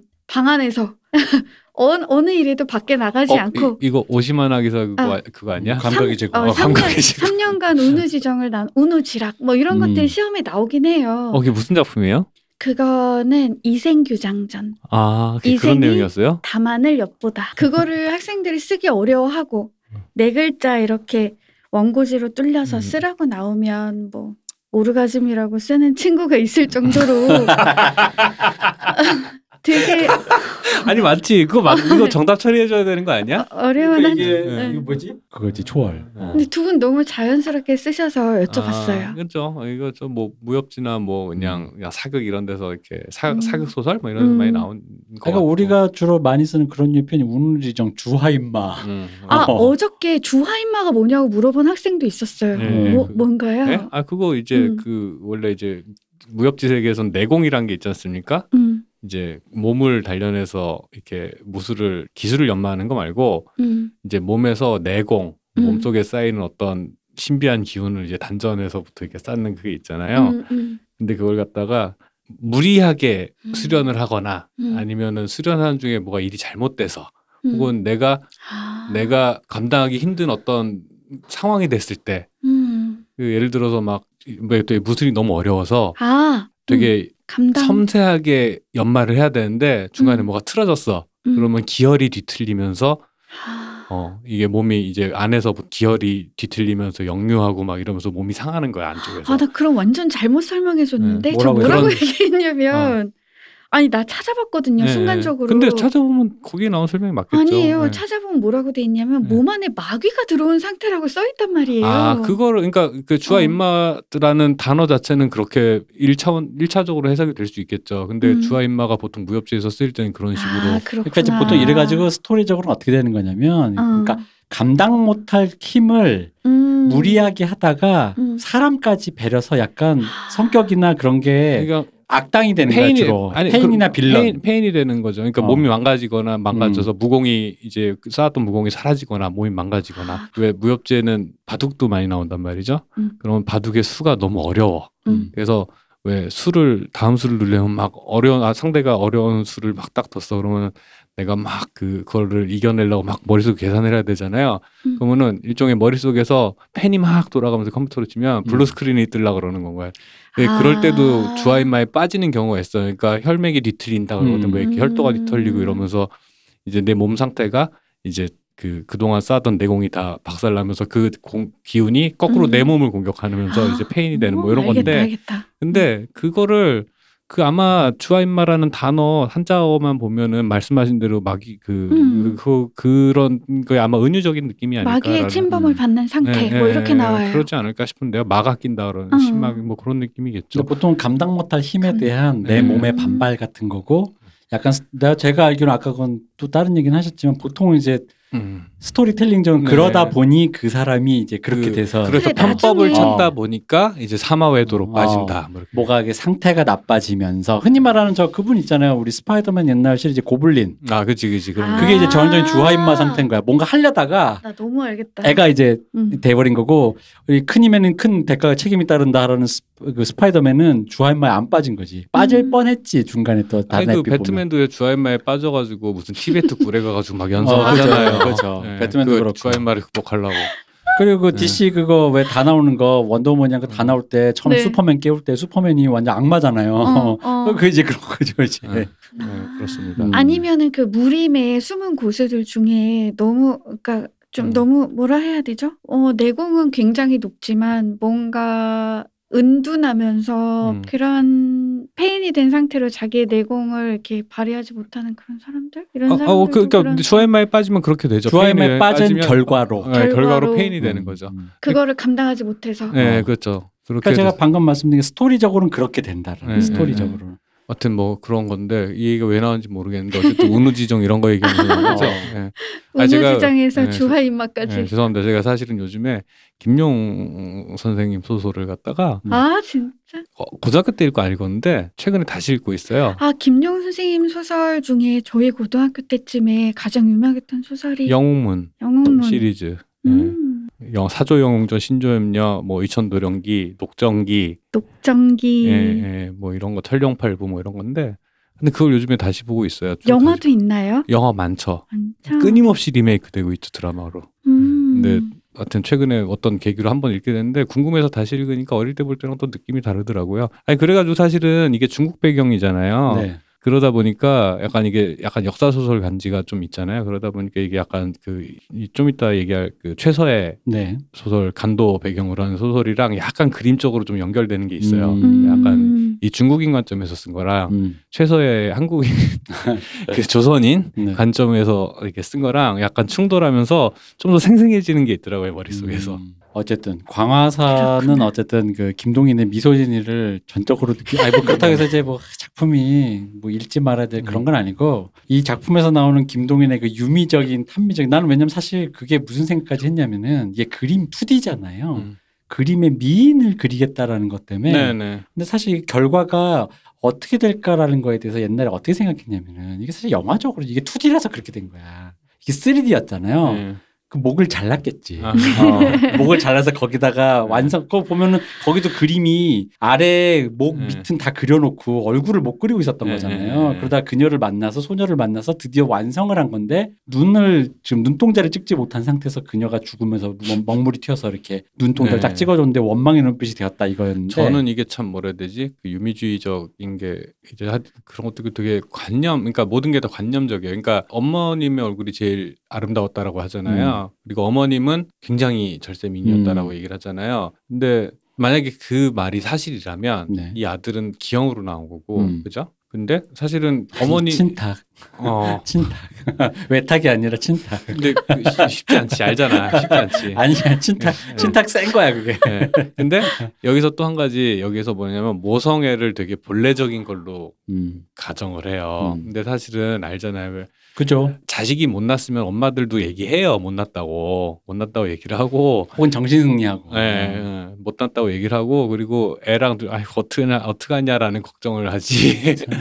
그런 게 있어요. 근데 그렇다 보니까 모성애를 되게 어떤 이상화된 모성애에 대한 관념이 이제 어머님의 얼굴 예를 들어서 이런 가정도 가는 거야. 이 화가는 어머님의 얼굴이 어쨌든 이 어머님은 자기 자식이니까 잠깐은 그런 표정이 있었을 수 있으니까 어머님의 기억을 이상화시켜서 갖고 있는 거고 그걸 갖다가 머릿속에 관념화된 걸 현실 세계에서 다시 찾고 있고 그게 안 되니까 그 그림으로 다시 구현을 현실에서 구현이 안 되니까 그림으로 구현을 하려고 하고 있고 그림으로 구현이 안 되는데 모델을 찾다가 그 소경이 된 아가씨를 만났어. 근데 이 김동일이 상상하는 이 이야기 자체들이 모든 것들이 하나하나 다 되게 관념적인 현실의 것이 아닌 이상화시킨 어떤 것들로 계속 이렇게 엮어나가는 거예요. 그래가지고 이런 거 하나하나 자체가 그러다 보니까 그렇게 생각을 하니까 이 앞 뒤에 화자 그 소설가인 화자가 있는 게 되게 중요해지는 건 거예요. 그죠? 이게 왜 그냥 딱 앞에 이 화가 얘기만 딱 있어버리면은 이 모야가 되는 건 거죠. 근데 이 이야기를 공상하고 있는 한 1930년대 이제 일제시대에 그 인왕산 그 올라가 보시면은 절벽 때문에 생각보다 되게 험하거든요. 네. 맞아요. 네, 가보셨죠? 네, 네. 생각보다 험하거든요. 그래서 거기 가가지고 이제 저희 오늘 이 방송 끝나고 가보는 거 어때요? 위험합니다. 밤에. 네. 낮에 가야 돼요. 제가 그때 운동화 신고 올라갔다가 생각보다 험해가지고 깜짝 놀랐어요. 바위산이에요, 바위산. 근데 그 인왕산에서 그냥 앉아가지고 저 경성 시부를 내려다보면서 이렇게 하는 그 상상이라는 그 상황 자체가 되게 중요한 것 같아요. 근데 보다 보니까 조금 과장하면은 이거를 얘기를 조금만 더 세련되게 길게 가면 이거 그랜드 부다페스트 호텔인데라는 생각을 잠깐 했거든요. 너무 올려치기인가 이거는? 아니 뭐 올려치기가 나는 오히려 엘레펀트만 생각했는데 아니 나는 오빠를 생각했어요. 저요? 왜요? 왜냐면 제가 대학교 때부터 봐온 그 금금 대표님의 이미지 지금 이 광화사라든가 이 악담을 즐겨 공상하는 이 그렇죠. 한량의 태도를 얘기하고 그렇죠. 오늘따라 굉장히 신나 보이시고 굉장히 공감하시면서 그러니까 오늘 광화사만 얘기했지만 이 뒤에 광염 소나타라는 소설 읽으셨어요? 네, 그렇죠. 굉장히 공감했죠. 그렇죠. 그러니까 굉장히 그런 말씀하신 관념적이고 유미적이고 탐미적인 거에 굉장히 치중하면서 그 왜 저의 사주에도 나오지만 어떤 그 자기가 설정한 도달할 수 없을 것만 같은 굉장히 높은 이상의 어떤 유미적인 설정을 해놓고 거기에 도달하냐 못하느냐 거기를 우회로를 파서 미쳐 돌아가느냐 아니면 어떻게 사단 내느냐 미치는 건 광염 소나타고 이 광화사 같은 사단을 내는 거고 아니면 이제 그런 식의 약간 그런 거에 굉장히 몰두를 하시더라고 이분이. 그리고 발가락에 닮았다는 그런 미적인 기준과는 상관없이 못된 농담, 못된 농담을 이렇게. 그러니까 나는 그래서 재밌었던 게 광화사에도 방금 말씀 화자가 있잖아요. 그리고 아까 제가 말했던 발가락에 닮았다 화자가 있는데 이 화자가 있고 없고가 이 소설을 어릴 때 읽고 내가 치워놓은 상태니까 다 계속 주인공의 시점으로만 생각하다가 이거 앞에다 화자가 있네라고 해서 이렇게 보게 되니까 좀 되게 다른 느낌인 거예요. 거의 액자식이에요. 네, 맞아요. 상황을 좀 거리두기 하게 만드는 게 있죠. 그래서 거리두기 하다 보니까 아까 말씀드린 발가락에 닮았다는 악담으로 느껴졌고 그러다 보니까 뭐 악담까지는 좀 못된 농담 같은 그런 뉘앙스들이 이제 글에 계속 있죠. 약간 저의 기준으로 보면은 약간 마탱이간 미국 개그 영화들 있잖아요. 지옥까지 가보자. 요즘은 안 나오는 90년대 많이 나왔던 그런 류의 약간 우디 앨런스러운 느낌이 좀 있죠. 그런 뉘앙스가 좀 있고 약간 그런. 그러니까 저는 감자도 오프닝에서 되게 개인적으로 거기 제일 마음에 드는 묘사였거든요. 네. 읽어주세요. 없나? 오프닝 읽어주세요. 나도 그 오프닝 굉장히 패기롭고 엄청나요. 그러니까 제가 읽어보겠습니다. 네. 아니 이 아저씨가 어쩌다가 이렇게 왜 농사 지으려고 대충 씨 뿌려놓고 관리 1년 내내 안 하다가 올해는 흉년이구만 하고 대충 걷어서 간다는 그 묘사 있잖아. 너무 웃긴 거야 거기가. 나는 감자 오프닝의 최고가 이거죠. 이분을 묘사. 이 사람의 소개가 딱 세 줄에 끝나요. 이게 첫 문장입니다. 싸움, 간통, 살인, 도적, 구걸, 징역 이 세상의 모든 비극과 활극의 근원지인 칠성문박 빈민굴로 오기 전까지는 복녀의 부처는 농민이었었다. 이 첫 문장에서 입이 끝났어. 이거 거의 지코의 쇼미더머니 6 오프닝이었다. 여긴 막장이다. 그러니까 여기는 그냥 여기는 지옥이다. 지옥이다. 그래서 복녀를 갖다가 거의 매매원 해가지고 그쵸? 이렇게 한 중늙은이 소래비한테 시집을 보냈는데 그 중늙은이에 대한 설명이 너무 웃긴 거야. 이게. 그죠. 농사를 졌는데 농사를 져서 관리도 안 하니까 농사도 별로 수확이 잘 안 됐는데 그걸 이렇게 표현해요. 가을에 가서는 되는 대로 거두어서 금년은 흉년이네 하고 쩐주 이 밭 주인 전주 집에는 가져도 안 가고 자기 혼자 먹어버리고 하였다. 그리고 그다음에 네. 그다음에 뭐라고 하냐면은 강물만 쳐다본다 뭐 이런 네, 맞아요. 예. 그리고 이 사람이 뭐 그런 것도 있어요. 이해를 그러니까 연달아서 붙여본 경험도 없다. 뭐 이런 식으로도 얘기하고 하여간 이 묘사가 한 2페이지? 그래봤자 우리도 원고지 한 5장 정도밖에 되게 짧은 정도의 묘사인데 인물 묘사가 기가 막혀요. 근데 인생 드는 대로 살고 있고 되게 찰지게 압축해놨달까? 맞아요. 여기는 산지옥이고 그래가지고 그 호레비에 대한 묘사 중에 그냥 농사는 안 짓고 하루 종일 강만 쳐다보고 강둔치에 앉아가지고 강만 쳐다보고 있는데 농사가 될 리가 없지 뭐 이런 묘사가 있는데 뭔데 이제 이런 게으른 사람 있잖아요. 네. 우리 이런 사람 많이 봤잖아. 저는 나를 묘사하나. 그래가지고 그래요. 네, 차마 저도 거기까지 얘기 못했는데 나는 솔직히 말할게. 난 솔직히 난 아니야. 김동인이 나를 보고 지금 하는 말인가? 나는 저기에 남는 그 호레비의 삶이라는 게 어떤 건지 정확하게 저 기분이 어떤 기분인지 나 진짜 알거든요. 아 정말요? 네, 저 무기력한 기분.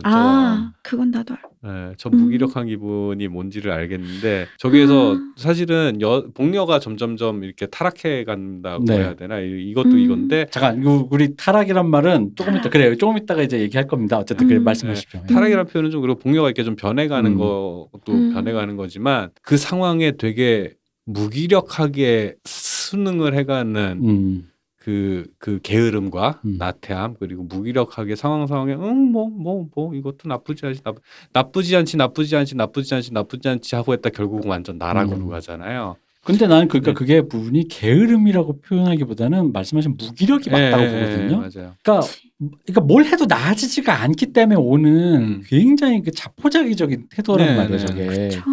이게 뭐 내가 이걸 열심히 붙인다고 하면 지금보단 한 끼 더 먹겠지. 근데 부자가 될 건 아니야. 그렇다고 그럼 막 한마디로 삶의 동력이 없는 사람인 거죠. 그러니까 삶의 동력이 없다 보니까 그 부분 묘사 사실은 감자하면 옥녀만 기억을 하는 사람들이다. 옥녀 아닙니다. 복녀. 복녀. 죄송합니다. 옥녀는 다른 옥녀 누구죠? 그렇죠. 그거는 뽕에 나오는 아닌데. 그건 병강세잖아. 가루지기 전에 맞아. 복녀. 네. 다들 사실 감자하면 복녀만 기억을 해요. 네, 근데 그렇죠. 제가 나이 먹고 지금 요 방송 때문에 다시 읽어보니까 우리가 나오더라고. 네? 정말요? 네, 진짜로 이 남자의 태도. 근데 저 때는 되게 가혹한 노동을 해야만 살아남는 시절이었단 말이에요. 네. 농사라는 게 불과 한 30-40년 전까지도 그렇고 되게 기계화되기 전에 농업이 자동화 기계화되기 전에의 농사라고 하는 거는 되게 엄청나게 몸을 갉아먹는 중노동을 해야 입에 풀칠을 하는. 그렇죠. 평타를 유지할 수 있는. 평타. 근데 그나마 그것도 농지개혁 우리 아날람에서 한창 얘기했던 무슨 세대 산업화 세대. 네, 산업화 세대 특집을 얘기하면서 이제 조봉암 선생이 이승만 정권에서 토지 개혁을 해서 자영농이 된 이후는 그래도 내가 이거 해서 애들 공부시키고 뭐 이런 게 목표의식이라는 게 생겼는데 그 이전의 상태는 지금보다 내일이 나아질 거라는 어떤 희망이라는 게 별로 없고 그냥 어떻게든 이 상태를 유지하려는 애쓰는 그 상황에서 그 고리에서 이거 내가 왜 하지라고 딱 끊어지는 순간에 동기부여가 전혀 안 되는 끊어지는 순간에 오는 그 무기력과 나태함이라는 게. 자, 그래서 아까 이게 이 무기력이라는 게 사실은 예전에는 복녀만 보이다가 우리가 우리의 모습을 봤지 않습니까? 복녀 남편을. 옛날 어릴 땐 복녀 남편 은근 욕했어요. 그러니까 그냥 배경으로 존재했죠. 그러니까 사실 실제 얘기 구조에서도 복녀 남편이라는 게 눈에 잘 안 띄기는 해요. 근데 거기다가 이제 약간 연결해서 이제 조금 있다가 우리가 얘기할 거지만 복녀라는 여자가 흔히 말하는 자기 몸을 판다라는 이 단계로 접어들 때 그러면서 왜 우리 어릴 때는 그러니까 이런 거지. 복녀를 일단 타락으로 묘사를 시키고 그러니까 매춘 타락 그리고 그거를 지키지 못하거나 방관하고 있는 남자 또한 타락이라고 해서 타락적이다라고 해서 쓰레기다. 이 남자도 쓰레기고 남자 때문에 일단 이 여자가 쓰레기가 되는 건 둘째 문제고 남자가 일단 원인 제공했다. 약간 이런 식의 그런 서사의 약간 어릴 때 그렇게 경로의 원인 제공자가 누구냐 따졌을 때 약간 그런 얘기가 있었거든요. 약간 이런 남편의 태도가 약간 배경처럼 있었던 것 같은데 다시 보니까 이 남자의 태도가 되게 중요하더라고요. 네, 그래서 이 사람의 이 학습된 무기력이라고 하는 게 사실은 요즘 시대랑 좀 겹쳐 보이는 게 있어요. 그러니까 왜 뭐 백수가 제일 역사상 최고로 많은 지금 시대라고 하잖아요. 네. 근데 사실은 젊은 친구들이 일 없이 지낼 때 어떻게 지내는지 우리보다 잘하는 사람이 없을 거란 말이지. 우리는 그건 전문가지. 일 없이 시간을 보내는 그거 있잖아요. 근데 그렇다고 해서 저희가 뭐 육체 노동을 한 사람도 아니고 회사 생활을 한 사람도 아니다 보니까 이거 어떡하지 하면서 한강물 쳐다보고 있는 그 기분. 난 너무 잘한단 말이지. 그러면서 정말요? 네. 근데 예를 들어 그런 거지. 이제 차이가 있다면 나도 알 것 같아. 그때 이제 저 시절은 나이가 차면 그냥 결혼을 해야 되니까 하면서 그냥 별 생각 없이 의무적으로 하던 시대였고, 우리는 아예 그냥 그럴 엄두도 못 내는 시대인 거고 미혼 상태로 그냥 지내는 건데, 같이 지내던 사람이 뭐 그냥 이러고 사는 거지 하면서 하나씩 모든 걸 갖다가 받아들이기 시작하면은 이제 어디까지 갈 수 있냐라는 건 거고, 그래서 재밌는 거는 그 상황이 어느 정도 이제 먹고 살만하다 싶으니까 이 사람들이 그 안에서 또 희한하게 또 그 안에서 교만해져. 교만해져. 이제 먹고 살만하니까 이게 되네? 그러니까 나는 그거 보면서 또 약간 뭐가 생각나면은 저거 증오, 마티우 카소비치의 증오. 예. 오프닝에 그런 게 나와요. 참고로 1995년인가 영화죠. 마티우 카소비치. 카소비치 데뷔작인데 칸느에서 그랑프리를 받았나 했었다. 네, 프랑스 영화. 근데 그 보면은 거기에서 첫 저기 나레이션이 어떤 사람이 뭐 절벽에서 떨어지면서 계속 중얼거렸다는 거야. 아직은 괜찮아 하면서 그 에피소드, 그런 우화를 얘기하면서 시작을 하는 거야. 그러니까 약간 그게 약간 생각이 나는 건 거죠. 절벽에서 떨어지면서 한 대사인가요? 네. 헐, 대박. 떨어지면서 저 아직 괜찮아. 그 삶이 그런 거 식으로 간다라는 건 거지. 그죠? 너무 충격적이네. 네.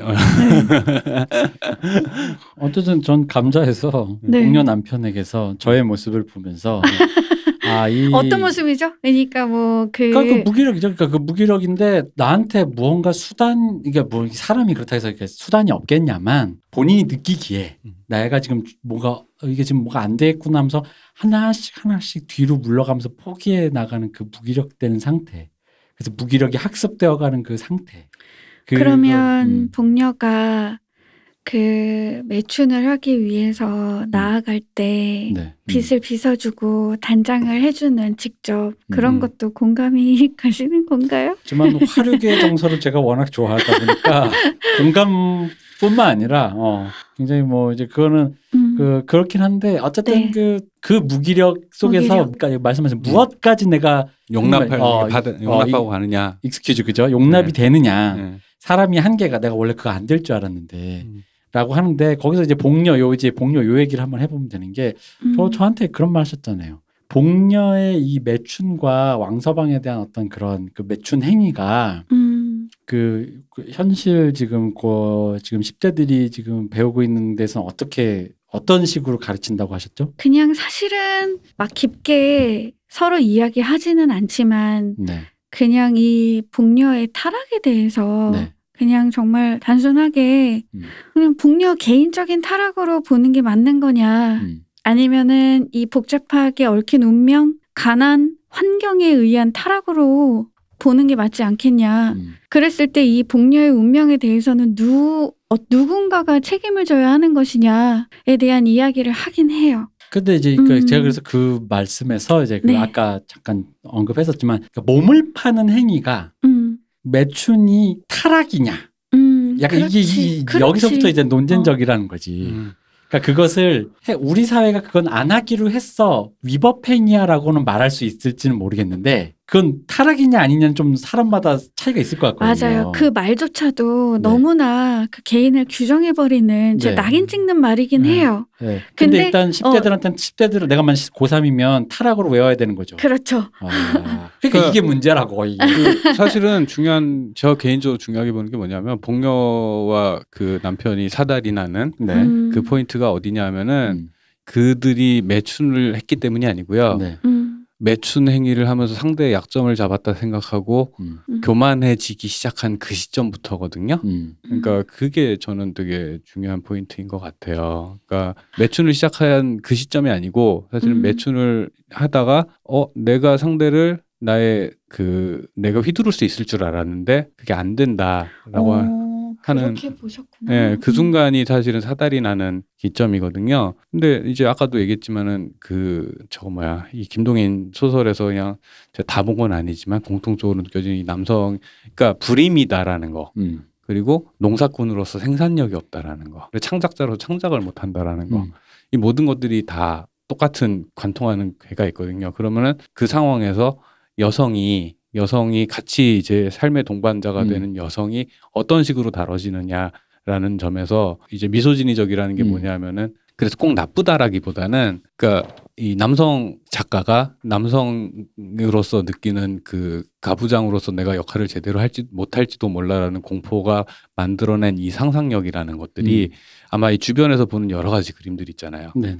여러 가지 그림들이라는 게 각자 구현이 되는 건가. 소경이 된 아가씨가 나타나가지고 나의 어머니의 어떤 잔상을 제대로 표현하지 못한다는 이유로 내가 고통스러워지고. 네, 광화사에서는. 네, 광화사에서는 그러지고 저기 아까 얘기한 그 발가락이 닮았다 네. 같은 경우에도 엄한 데서 오쟁이 져가지고 엄한 씨를 받아서 왔는데 난 그 안에서 할 수 있는 거는 수능, 이것도 역시 학습된 무기력이에요. 이 상황에 수능하는 거 말고는 방법이 없는 거예요. 거기서 내가 운하기처럼 칼부림으로 할 수도 없는 일인 거고. 그럼 이제 요약해보면 또 이렇게도 볼 수 있겠네요. 뭐 이런 거지. 그러니까 남성의 맨박스가 강렬해지면서 어떻게 미소진이를 창출해내는가 라고 말할 수 있겠잖아요. 그러니까 거꾸로 보면은 너무 그게 강렬하기 때문에 내가 남자니까 이렇게 해야 되라는 어떤 맨박스가 너무 강하다 보니까 그걸 하지 못했을 때라는 상황이라는 게 공포로 다가오는 건 거죠. 미소진이가 미소진이로만 있는 게 아니라 그 어떤 맨박스를 통해서 미소진이로 번져서 여성을 숭배나 혐오의 대상을 놓게 되는 거. 근데 이제 이게 되게 서로 분리해서 보잖아요. 아니, 남자는 맨박스고 여자는 미소진이니까가 아니라 여기 있는 모든 남자 주인공들이, 그리고 심지어는 그 광화사에선 그 여라는 그 화자가 이런 말을 상상하는 것조차 사실은 그 화자 때문에 오히려 더 그렇게 느껴지는 것 같아요. 자기도 모르게 이야기를 상상해 가는데 그것조차가 상실해가는 남성성, 상실된 혹은 뭔가 그런. 신기하다. 네. 나 너무 신기한 게 복녀의 남편에 대해서 이렇게까지 생각을 하실 거라고는 생각을 못한 게 동년배라 그래요. 복녀 남편이랑. 그런가요? 와, 신기하다. 그죠? 진짜로. 복녀 남편과 아니 근데 너무 나를 묘사한 것 같이 그려놔서 뭐 한강물만 바라보고 있다든지. 무슨 식민지 지식인의 무기력함이라는 거 보통 이제 이상의 시 이런 거에 많이 나오잖아요. 이게 막 잠이나 자라고 약 먹고서는 쓴 시다, 뭐 이렇게 약먹여나고서 매춘하러 나간 와이프가 약맥이어서 뭐 쓴 시다 뭐 이러잖아요. 근데 이제 그런 날개. 날개라든가. 근데 사실은 여기도 비슷한 정서가 사실은 느껴지고. 그죠. 나 근데 그러면 그 생각은 혹시 안 해보셨나요? 나는 또 모르겠어. 나는 오히려 그 두 분이 하신 생각은 못 해봤고, 복녀가 그러니까 사람들이 그랬잖아요. 그 왕서방이 자기의 중국 그 같은 한족의 여자를 데리고 와서 새벽 2시까지 결혼식을 성대하게 거행하고 할 때 마을 사람들이 코웃음을 쳤잖아. 복녀 강짜하겠네 이러면서 질투하겠네 뭐. 사실상의 첩으로 이제 인정을 해줬던. 근데 사실 뭐 나는 복녀가 그 집에 결혼식에 난입을 해서 활극을 벌였다는 거, 낫을 들고 이거는 그냥 내가 더 이상 돈을 벌 수가 없기 때문에 그러진 않았을 것 같다는 생각이 들어서 내가 그 심리를 추적은 못하지만 남편조차도 나의 매춘에 개입을 하지 않을 정도로 철저히 버려진 어떤 여자가 이게 희망은 아니었겠죠? 아까 얘기한 것처럼 타락일 수도 있겠지만 이 남자에게서 느끼는 감정이 뭔지, 그리고 왜 이렇게까지 남의 결혼식을 가서 자기 온 존재를 던져서 낫을 휘둘렀잖아요. 그렇죠? 네. 그리고 거꾸로 그 낫을 맞고 목 울 때를 맞고 죽을 수밖에 없었잖아. 그치? 나는 그 복녀에 집중을 해주실 줄 알았거든요. 근데 그 얘기, 그래서 난 지금 신기해. 상대적으로 그 얘기가 중요한 건 맞는데. 아니, 중요하다는 게 아니라 나 정말 신기해서. 그 소설 안에서 비중은 당연히 복녀 얘기가 더 그거 이제 그 메인 스토리니까. 근데 그런 거지. 그거는 우리가 많이 익숙하게 알던 얘기인 거고, 이제 나이 먹고 보니까 남편 얘기가 보이더라. 새롭게. 네, 새롭게. 그렇구나. 그래서 이제 그런 마음이고, 말씀하신 거는 또 이제 우리가 지금 이제 거의 끝나가는 시간이니까 해야 될 얘기였던 게 이제 메인 스토리니까 감자 부분은 뭐였냐면 그런 거니까, 말씀하신 게 정확한 게 내가 매춘을 했는데 매춘을 하다가 이 남자를 사랑하나? 그러니까 감정이 좀 이상하잖아요. 그냥 이 사람은 나의 돈 나오는 그 기계야. 나의 단골 손님이야. 그런데 그럼 이게 무슨 느낌이야? 장가를 가기 때문에 나한테 안 올 거라는 공포에 이러는 거야?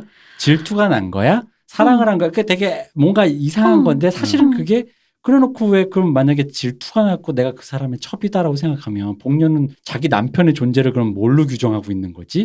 약간 그런 거잖아요. 남편이랑 헤어지고 왕서방이랑 들어앉아 살겠다 이것도 아닌데 뭐 내가 과정이야 그렇다 치지만 그냥 그 희망이 없어지는 것에 대한 그러니까 마지막 그 부분이 그러니까 되게 저는 나이 들면서 이번에 새로 읽으니까 되게 세련됐다는 맞아요. 느낌이 든 거예요. 네, 복합적이죠. 복합적이라는 거예요. 과정은 매춘으로 시작했는데 남편에 대한 규정도 그 어떤 의미로든 남편으로 규정이 돼 있으면서 왕서방에 대한 규정도 무언가가 있어. 이게 단순히 금전거래. 예를 들어 남편은 포주고 왕서방은 그저 단골 손님이야. 라는 어떤 규정이 아니라 그 어떤 애매모호한 선상에 다 걸쳐 있는 거야. 남편이기도 하면서 포주이기도 하면서 혹은 내가 걷어먹여야 될 내 어떤 군식구 뭐 운명 동반 공동체, 운명 공동체. 왕서방은 단골 손님이기도 하면서 내가 혹시 이 집에 들어앉아서 뭔가 뭐 할 수 있을 맨기로 만약에 복녀가 정교하고 합리적인 사고를 했다면 상상을 해봤겠지. 그럼 내가 원하는 게 뭔가? 그죠. 왕서방 집에 정실로 앉는 건가? 혹은 그게 안 되면 첩실로 앉는 건가? 아니면 만나지는 않고 그냥 금전 지원만 받는 건가? 근데 그런 요구를 할 수 있는 상황인가? 라고 하는 것들이 머릿속에서 이 생각 저 생각을 꼬이면서 이제 어느 순간에 이게 결론이 나려면 분리를 해야 되잖아요. 그죠. 금전거래와 감정적인 부분을.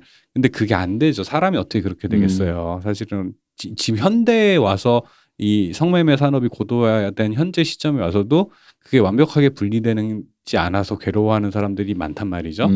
근데 많이 고도화되면서 많이 분리도 됐지. 근데 이제 사람들이 그건 아니까 그걸 다른 방식으로 해소를 하긴 하죠. 근데 이 복녀 입장에서도 되게 애매모호한 방식으로 역할이나 직업적으로 규정이 된 상태가 아니라 약간 애매모호한 상태로 이거를 이 일을 하고 있었잖아요. 네. 이게 내 잡이다라는 느낌이라기보다는 이렇게 하니까 이렇게 되네라는 거잖아요. 그러면은 이게 좀 더 낫네 정도였던 거지. 아니 나는 너무 절박한 희망이었던 것 같아. 그래서 죽을 거 알면서도 들어가서 낫을 휘둘렀던 것 같아. 저는 그 정도 강짜는 부려도 내가 그럴 권리는 있어 라는 느낌으로 받아들였거든요. 왜냐하면 다짜고짜 낫이 아니라 들어가서 일단 약간 그 왕서방한테 앵기잖아요. 이제 갑시다. 이제 결혼식 끝났으니까 갑시다. 막 이런 느낌에. 가자우요. 이제 그 하는데 왕서방이 이제 안 들어주니까 거기서부터 이제 사단이 나기 시작. 이제 낫은 내가 보기엔 뭐 일종의 그런 스토리 전개였다면, 그러니까 왜냐면 김복남 살인 사건처럼 결혼식만 끝나길 기다렸다가 낫을 들고 들어가서 죽이겠다가 아니라. 그러니까 복녀가 그렇게 정교한 사고를 하는 게 아니에요. 가서 강짜를 이렇게 부리면서 이제 갑시다 뭐 이런 식으로 웃기다가 낫을 들게 되는 거라는 거죠. 마지막 부분에 보면 복녀의 얼굴에는 하얀 분이 발리어 있었다. 그러니까 신혼방에 들어가는 이 복녀의 얼굴에 엄청난 화장을 되어 있었고 가자고 교태를 흘리면서 이야기를 했지만 이거 왜 이래라고 남의 모습을 보이는 순간 표정이 이제 변하면서 숨겨놨던 낫을 꺼내는 거거든. 그러면 마지막 희망이 끊어졌을 때. 그러니까 그 뭐에 대한 희망이었냐라는 거지. 그치. 그러니까 이 복녀 입장에서는 이거를 매춘이라는 어떤 개념 규정이라는 게 됐을 리가 없잖아요. 그죠. 이게 매춘이라는 개념 규정이 된 상태가 아니라 어떤 감정적인 금전적인 관계와 감정적인 어떤 교감이 어느 정도 뒤섞인 상태에 아마 있었지 않았을까라고 해서 그게 감정적인 부분은 전혀 없고 너는 그냥 금전거래였어 라는 태도를 왕서방이 딱 해서 끊어내려고 하는 순간에 모멸감을 느꼈겠죠. 그죠. 그러니까 이 순간 그 순간이야말로 오히려 정말 직업적으로 내가 매춘을 했구나라는 게 막 다가왔을 수도 있는 어떤 그런 거라는 거지. 그게 처음으로 실감이 되는 실감이 된 거야. 너는 창녀야라는 거. 난 돈 주고 널 샀을 뿐 아무것도 아니야라는. 근데 그 전에 왜냐하면 그게 앞에도 이정민 나오는 게 왜 처음 매춘을 했을 때 있잖아요. 그때 그 관리하던 사람이 복녀를 데리고 뒤로 가자 이럴 때 약간 좀 공공근로 비슷한 거 하러 와가지고 공무원이 맞아요. 근데 이제 그럴 때 다른 이미 그 사람과 매춘의 그런 경험을 했던 다른 안악들이 복녀 좋겠네 뭐 약간 이런 식으로 이렇게 얘기한다. 그러니까 그게 뭐냐면 그 묘사가 매춘이란 게 굉장히 정교한 뭐가 아니라 약간 감정적으로도 크게 막 훼손되지 않으면서 돈도 좀 받으면서 약간의 베네핏을 얻는 그죠. 애매모호함의 어떤 그 경계에서 복료도 그냥 거기서 그 정도만 헤매고 있었다는 이렇게 거지. 말했어요. 합리화의 기제가 있었죠. 그지. 합리화. 이게 꼭 그냥 그러니까 나는 돈 때문에 몸만 파는 건 아니야라는 그런 어떤 저도 합리화의 기제가 있었던 거고 그 합리화의 기제가 뚝 끊어지는 순간이라고 하는 게 맞아. 그래서 이렇게 표현해. 처음 매춘을 하고 났을 때 복녀가 이렇게 게다가 일 안 하고도 돈 더 받고 긴장된 육회가 있고 빌어먹는 것보다 점잖고 라는 표현이 있다고. 그러니까 이게 완전히 그거가 아닌가. 내가 모멸감, 내가 몸을 팔아서 돈을 벌었구나라는 모멸감이 아니라 약간 다른 남자랑 만나는 것도 근데 약간의 어떤 그런 이득이 있고 그리고 다른 사람이 하지 못하는 일을 자신이 성취를 했고 약간은 뭐 흔히 말하는 뭐 이제 일부 일처제니까 그런 어떤 류의 그 흔히 말하는 금도를 살짝 넘어갔다라는 거에서 오는 약간의 그런 일탈된 육회 같은 그런 쾌락적인 면도 약간 느꼈던 것 같아. 그러니까 그게 정교하지가 못한 상황에서 오는 거였다가 사실 아까 그 왕서방이 딱 거절하는 순간이 바로 그거 아니에요? 너는 비즈니스일 뿐. 누구시죠? 손님 왜 이러십니까? 뭐 이건데. 근데 결국 마지막에 남편하고도 같이 그 살인을 은폐를 하잖아요. 그죠. 네. 이 마지막을 읽어주세요. 난 이 마지막이 소설의 전부인 것 같아서 맞아요. 끝날 때 이 죽음 자체가 그것조차도 금전거래로 정리가 되는 이거잖아요. 밤중에 복녀의 시체는 왕서방의 집에서 남편의 집으로 옮겼다. 그리고 그 시체는 세 사람이 둘러앉았다. 한 사람은 복녀의 남편, 한 사람은 왕서방, 또 한 사람은 어떤 한방 의사. 왕서방은 말없이 돈주머니를 꺼내어 10원짜리 지폐 석장을 복녀의 남편에게 주었다. 한방의의 손에도 10원짜리 2장이 갔다. 이튿날 복녀는 뇌혈로 죽었다는 한방의의 진단으로 공동묘지로 가져갔다. 이게 끝이잖아요. 끝이죠. 그러니까 그래놓고 이제 나중에 그 남편과 이게 다 공모자가 되는 거잖아요. 그러니까 결국에는 아까 그 해석이 맞는 것 같아요. 그러니까 복녀 입장에서는 이게 완전히 금전거래만은 아니었던 상황이라고 스스로 느꼈던 거고 그게 스스로 지키려 했던 어떤 아주 실낱 같은 존엄? 뭐 이런 거였던 건데 마지막에 근데 부정당해서 처절하게 느낀 거죠. 맞아, 처음으로. 맞아. 근데 그러고 나서 낫에 맞아 죽고 나서 그러고 나서 이제 말씀대로 김 원장님 말씀대로 이 소설의 모든 것인 것 같다라는 말씀도 정확한 표현인 게 현실이 되게 차가운 현실이라는 게 사실 이런 식이었던 거다. 이 구조 그러니까 복녀는 구조를 사고할 수 없어요. 당연히 없겠지. 지금도 안 되는데 그게 어떻게 되겠어. 근데 그 안에서 인간성이라는 게 어떤 식으로 훼손되어 가는가라는 지점이 분명히 있었던 것 같아요. 저 갑자기 궁금한 게 감자 배경이 어디예요? 지역적인 배경이? 그 평양 바깥에. 칠성구. 그 칠성물 평양 바깥쪽에 있는 그 공간인데 어쨌든 그런데 저는 오히려 마지막에 이 공모자가 남성이잖아요. 그러니까 이것도 역시나 그러니까 김동인의 그 남성성에 대한 그런 그러니까 일종 이건 또 흔히 말하는 약간 자학 같은 죄의식 같은 거잖아요. 그 남성성에 대한 그런 그 본인이 어떤 느끼는 이 비루함, 남성성이 무너졌을 때의 그 남자들의 비루함이라는 것에 대해서 되게 이제 이 대표님 표현대로 악의적으로 조소하고 있고 그리고 조금 약간 본인을 갖다 자조적으로 본다고 할 수 있고 근데 어쨌든 그것 또한 남성성인 거니까. 근데 감자는 확실히 느꼈던 게 제가 이제 오늘 광화사 감자 뭐 이제 그 발가리 닮았다를 얘기해봤잖아요. 근데 감자는 아까도 얘기했듯이 화자가 없잖아요. 화자가 없다 보니까 좀 더 담백했어요. 그러니까 이게 발가리 닮았다랑 광화사가 화자를 끼니까 약간 되게 악담으로서의 그 기제가 물씬 이 향기가 나는 거야. 이 사람. 그러니까 이게 그 무기력이라는 게 예를 들어 최서에 아까 있다 할 홍여함의 그 약간 딸내미 잡혀간 돈 때문에 딸내미 잡혀간 요 상황이랑 그 감자 이 상황이랑 사실 대동소이하단 말이야. 그죠. 대동소이 경제적인 문제로 인해서. 근데 대동소이한 매매혼을 당했거나 아니면 그런 상황에 처해졌거나 근데 거기에서 그냥 남성이 느끼는 가부장으로서 남성이 느끼는 무력감까지는 공통적이야. 그 다음에 어떤 대응이 따라오느냐라는 게 되게 큰 차이인 것 같거든요. 그렇죠. 근데 그래서 그런 의미로 김동인의 작품이 되게 탐미적이고 약간 세련됨이 있고 저는 그러니까 읽으면서 복녀가 이 모든 상황을 정교하게 사고하지 못해서 무언가 어딘가에서 회로가 꼬여서 착각하고 있다라는 그 부분 있잖아요. 그걸 되게 잘 그려냈다라고 나는 보는 거죠. 이거 되게 은근히 그러니까 예전에는 그렇게 생각 안 했는데 되게 멋있다. 글이 되게 멋있고 그리고 아까도 얘기했듯이 화자가 없기 때문에 좀 더 세련되고 원래 의도가 잘 담겨 있었다. 발가락이 닮았다. 이게 사실은 좀 글발이 없는 분이면은 복녀가 급발진하는 걸로 보이는데 그렇죠. 되게 자연스러워 흐름이. 맞아요. 급발진이 아니라 복녀의 뇌 안에서 느껴지는 이 직업과 윤리와 모든 게 지금 포지셔닝, 이 마을에서의 포지셔닝 이런 것들이 어떻게 엉켰는지가 느껴져요. 맞아. 그래서 하여간 뭐 그랬고 어쨌든 요즘 제가 고3이면 복녀는 타락한 거다로 어쨌든 외워야 된다. 맞습니다. 현행 정규교육상 복녀는 매추는 타락입니다. 뭐 요즘에 또 인터넷에서는 이제 나락이라는 말이 유행이잖아요. 네. 나락.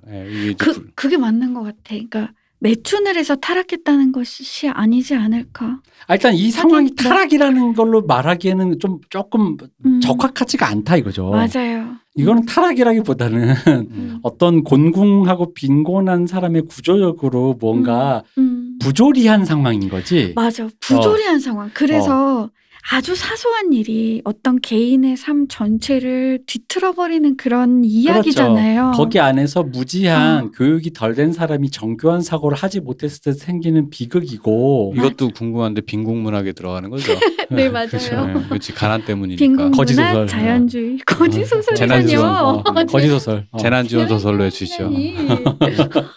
그래서 어쨌든 그런 식으로 얘기돼. 약간 제가 왜 또 감자랑 오늘 김동인 얘기를 하려고 싶었냐면, 특히 감자 얘기를 했던 중간에 꼭 넣고 싶었냐면은 김 원장님 그 얘기를 말씀을 저한테 해주셔서 그래요. 제가 좀 살짝 아직도 21세기 정규 교육에서 이것을 도덕적 타락이라는 관점으로 본단 말이냐. 도덕적 타락이라는 워딩을 정확하게 쓰더라고요. 네, 그러니까 이건 다음 대선 주자에게 묻고 싶다. 이건 이래서 안 되지 않느냐. 그냥 이건 개인 운명의 뒤틀림이라고 하면 안 되나? 그냥 부조리. 그래, 맞아. 부조리로 하면 되잖아. 우리 좋은 단어 있잖아. 그냥 부조리다. 그 마츠코의 일생처럼. 그렇죠.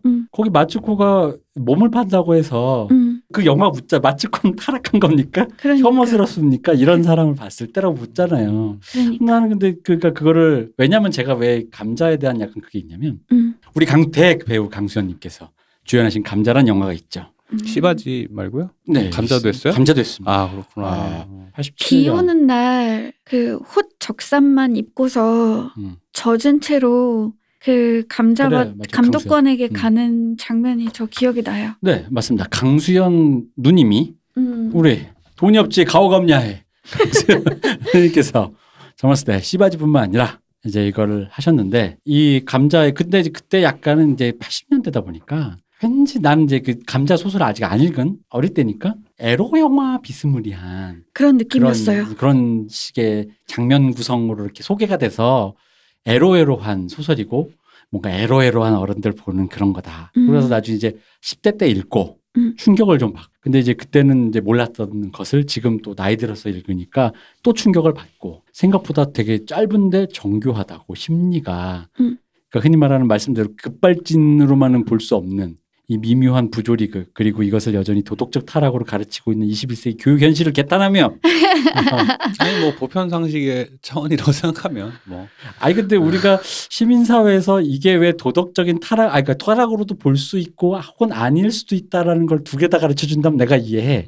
어떤 분이 이걸 도덕적 타락으로 봅니다. 예를 들어 어떤 중산층 저기 반포 대치동 레미안에서는 그렇게 하면 난 인정한다 이거지. 근데 뭐 어느 또 무슨 구 무슨 동에서는 이것을 도덕적 타락으로까지 보지는 이럴 수는 있는데 그게 아니라 대놓고 내가 고3인데 도덕적 타락으로 외워라고 한다면 도덕적 타락이 무슨 말이에요. 그렇죠? 그죠? 도덕적 타락이란 말 함부로 하면 안 돼요. 그럼요. 이 소설을 읽고 그런 말 할 수 있냐. 하지만 이 방송을 듣고 있는 10대 여러분 도덕적 타락이 맞습니다. 여러분의 당락을 가르는 단 한마디 도덕적 타락이다. 그러니까 학부형 여러분도 도덕적 타락이 맞습니다. 이 방송을 들으시는 학부형 여러분 도덕적 타락으로 가르치십시오. 복녀는 도덕적으로 타락하여 몸을 팔았습니다. 네, 이상 도덕적으로 타락한 이근금 대표님의 정리였습니다. 김동인이 이런 악의가 있다고 내가 그걸 느꼈다고 소설 읽으면서 오빠랑 너무 닮았다고요. 네, 그러니까요. 저도 읽으면서요. 저랑 되게 닮은 데가 많더라고요. 네, 그래서 제가 일단 다시금 찾았다. 애정을 하게 되었다라는 말 드리고 우리가 사실 할 말이 많았는데 다른 의미로 문학 외적인 얘기를 해야 되는데 김동인과 염상섭의 디스전 뭐 이런 쓸데없는 얘기하다가 1시간이 다 갔어요. 일단 다른 얘기 최서의 홍염으로 2부로 돌아오겠습니다. 그러면 수고해 주신 박 박사님. 네, 수고하셨습니다. 김 원장님. 감사합니다. 네, 저 이금금이었습니다. 감사합니다. 안녕.